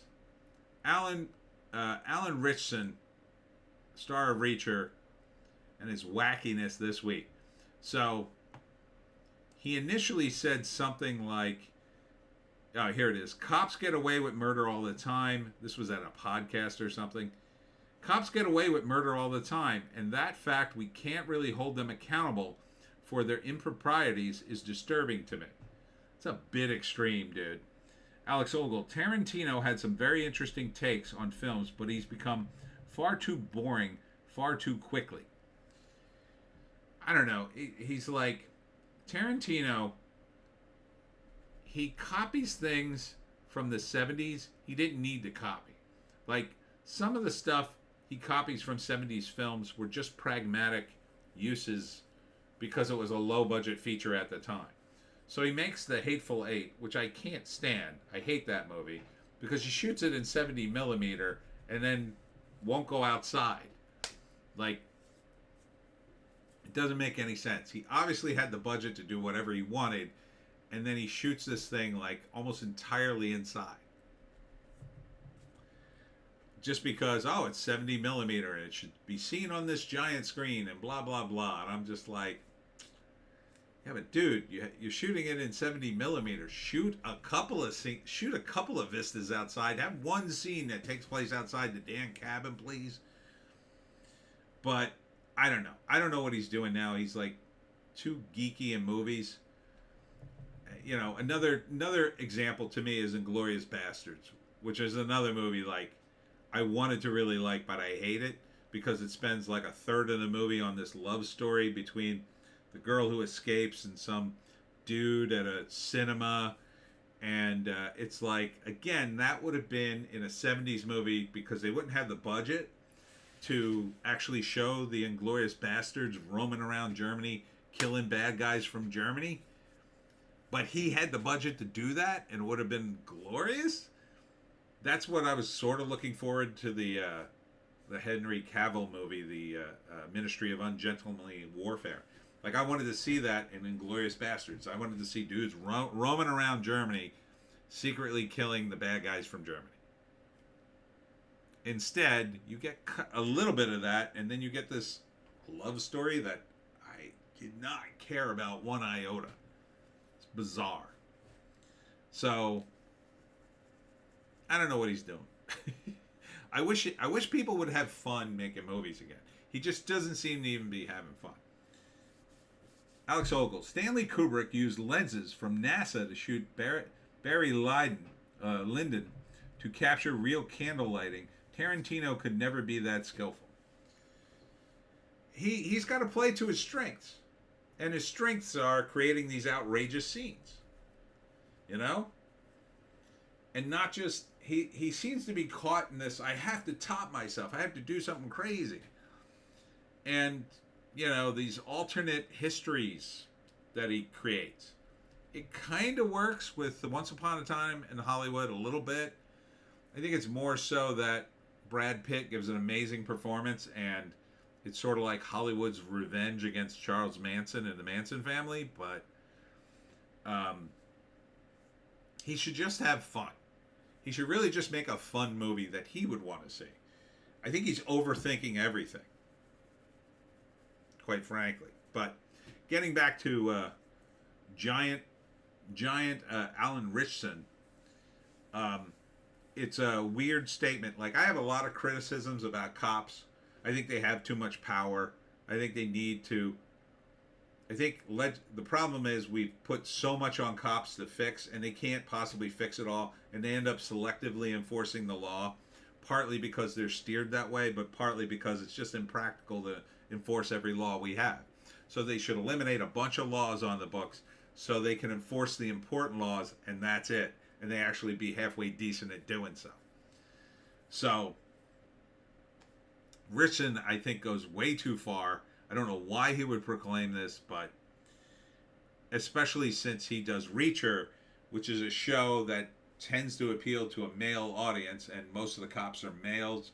And I gotta think a bunch of the dudes who watch Reacher are cops too, because they like justice, and that's the kind of show they would like.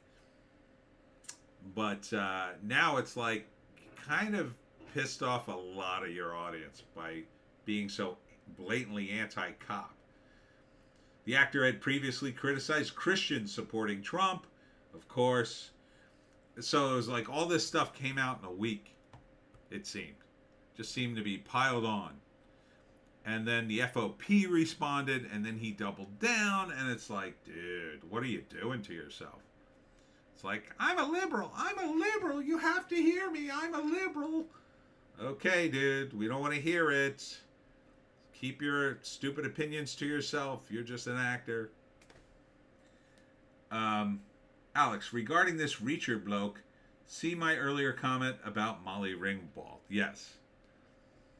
But it's very disappointing because I really liked the first season of Reacher. I raved about it. Second season was okay. Kind of a drop off. Now I'm like, I don't even know if I'm going to watch the third season. These people all end up in the same place when they do this stuff. They make these arrogant statements, and then later when their show comes out, they're like, oh, please watch. Oh, please watch. I'll be ever so good and not call you a bigot. No, don't call us bigots. Don't imply. I think he's implying we're all bigots. Just don't. But podcasts exist, and a lot of these guys overshare. You know, they overshare. Or they just don't have the skill to walk it back. Like, you could criticize the cops in a way that doesn't sound like you're a screaming leftist. I just did it. Like, you could say, yeah, I think there's problems with the cops. Absolutely, there's problems. But I don't think the answer is to have no cops. Maybe if we all were armed, if we all got guns, then I'd be like, okay, maybe we could all be done with the cops. You know, as long as I could, defend my home. As long as we had castle doctrine in a 3-foot radius around each person, I think we'd be okay if we were all armed. But since we're not, and we have these cops, well, you know, take it easy, dude. Who are you gonna call if somebody robs your house? I bet you're not gonna do Reacher style beat the hell out of those guys. Alex Ogle. Actors would get much further with their audience if they just came out and said, "Where's my Bigfoot army at?" Or "Where's my bigot army at?"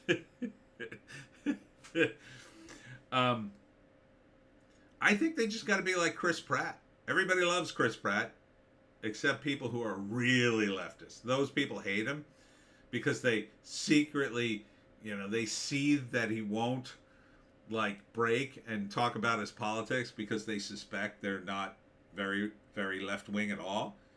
But he wisely has never really made a statement.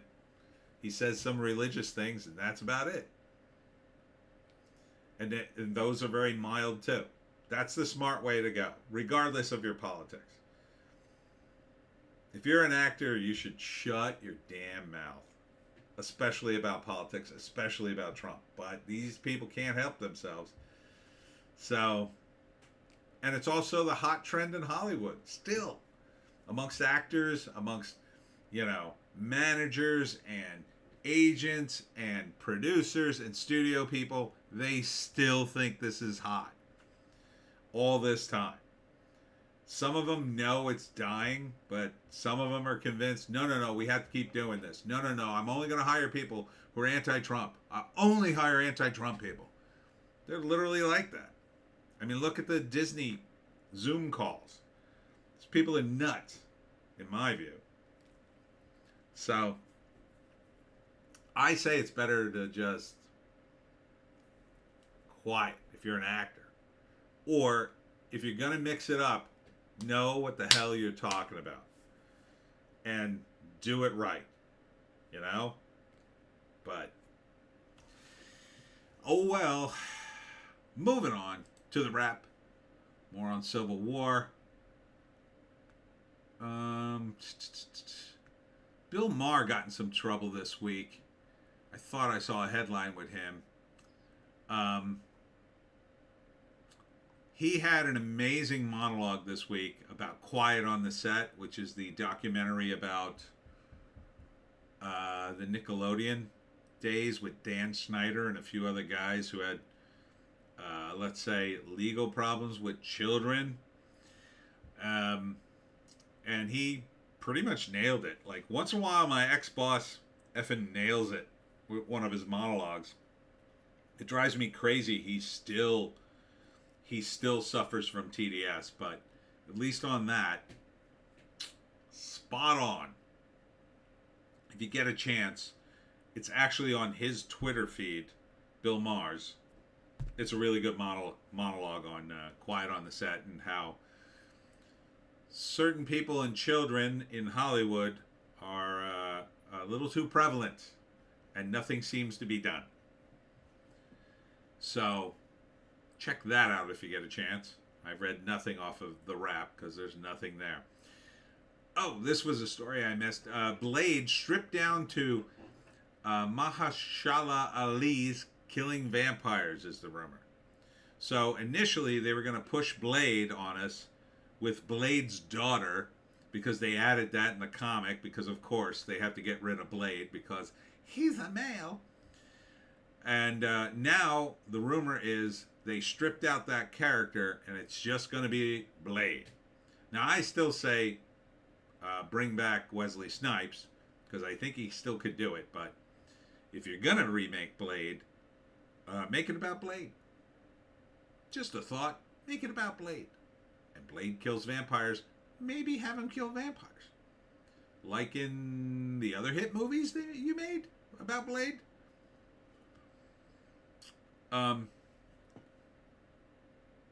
Thanos rumored to return to MCU. Man, they must be getting desperate if they're going to bring him back. I don't think that's going to help.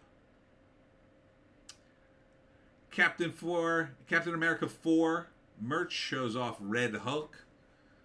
I think the Red Hulk is Marvel's attempt, or Disney's attempt, to supplant the Green Hulk.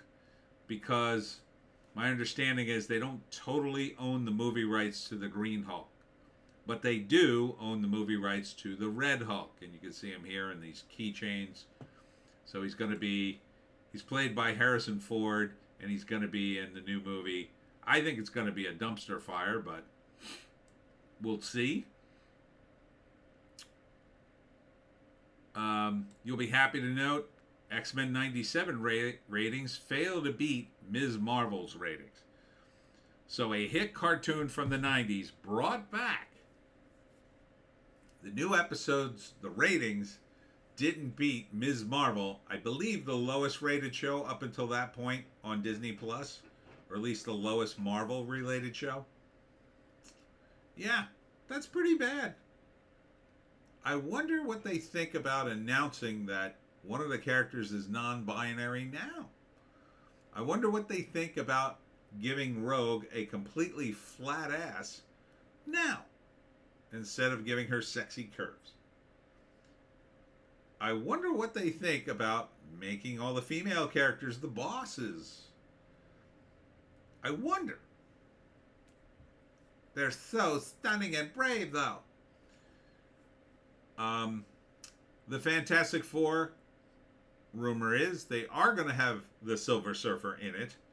They're just going to have both Silver Surfers, and the female one will be the main one, is the rumor. But, so they've casted maybe the regular Silver Surfer, so we'll get to see him for like 5 minutes, and then he'll go off on a mission, and then we'll see him at the end of the movie, maybe. Oh, it was the most popular character. Yeah, we're going to sideline him so we can put in a woman. But people want to see the Silver Surfer. Yeah, but we want them to see the woman Silver Surfer because it's empowering for us women. Women don't go see comic book movies. Yes, but they will because then they'll see an empowered woman. But what about the men who wanted to see this movie who we could already make money on? Well, they'll just have to see it anyway.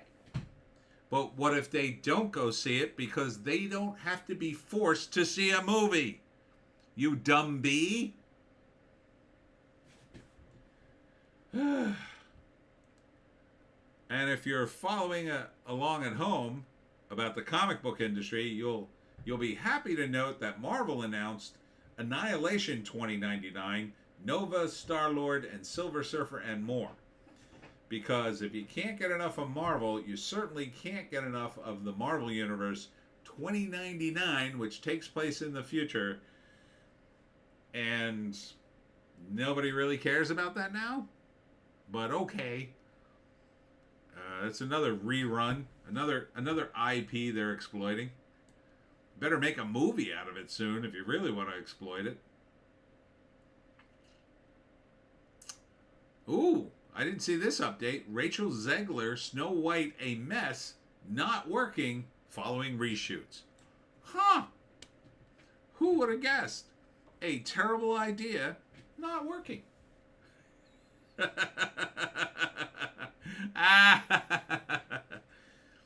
Fantastic. God.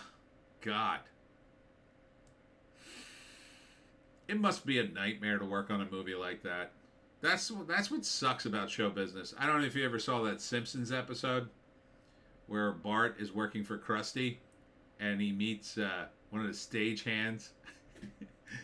And he's like, boy, it must be great working for a great talent like Krusty the Clown. And the stagehand goes, I wish I were dead. That to me is what it must be like working on the Rachel Zegler Snow White movie. Alex Ogle. Well, there was that one point where Famaki, I can never pronounce this name, Famaki Janssen was a comic heroine. That may have been the high point. Yeah, that's when she played Phoenix. Back in the day. Let's see. I think that's it. Yeah. Now we're into IMDb. All right. So we got a wrap here because it's almost 10. Oh my God. 3-hour live stream. Well, that was fun. So what have we learned? Well, the box office is terrible, but not as terrible as January. Pretty terrible though for April. There's really nothing to see. Here's how bad it is. I'm going to go back to the numbers for a minute. because this weekend I was going to go see this girl, and I thought about pitching going to the movies, and then I looked at the movies coming out, and I couldn't find one to take her to. I literally just like looked at the list, and I went, I can't take her to any of these things. There's like nothing on this list I could take her to see. She doesn't like sci-fi, so Dune was out. And because she said she doesn't like sci-fi, I think that pretty much eliminated Godzilla and Kong, any of the anime stuff, any of the cartoon stuff, Ghostbusters. So that eliminated half of it. Most women don't like horror movies, so I would assume she wouldn't want to go see a horror movie, but I wouldn't want to go take anyone to see The First Omen. I mean, there's literally nothing here. Or Abigail. Abigail would have been kind of on the top of my list to go see if I had to pick one on this list. Maybe The Ministry of Ungentlemanly Warfare, but I wasn't super confident any of the movies would be good. There's like literally nothing on here I could take her to. Civil War, forget it. Alex Ogle. We learned that Sydney Sweeney is surprisingly adaptable to remakes of classic movies, particularly when there is a beach bikini theme. Yes, she is. Yes, she is. I think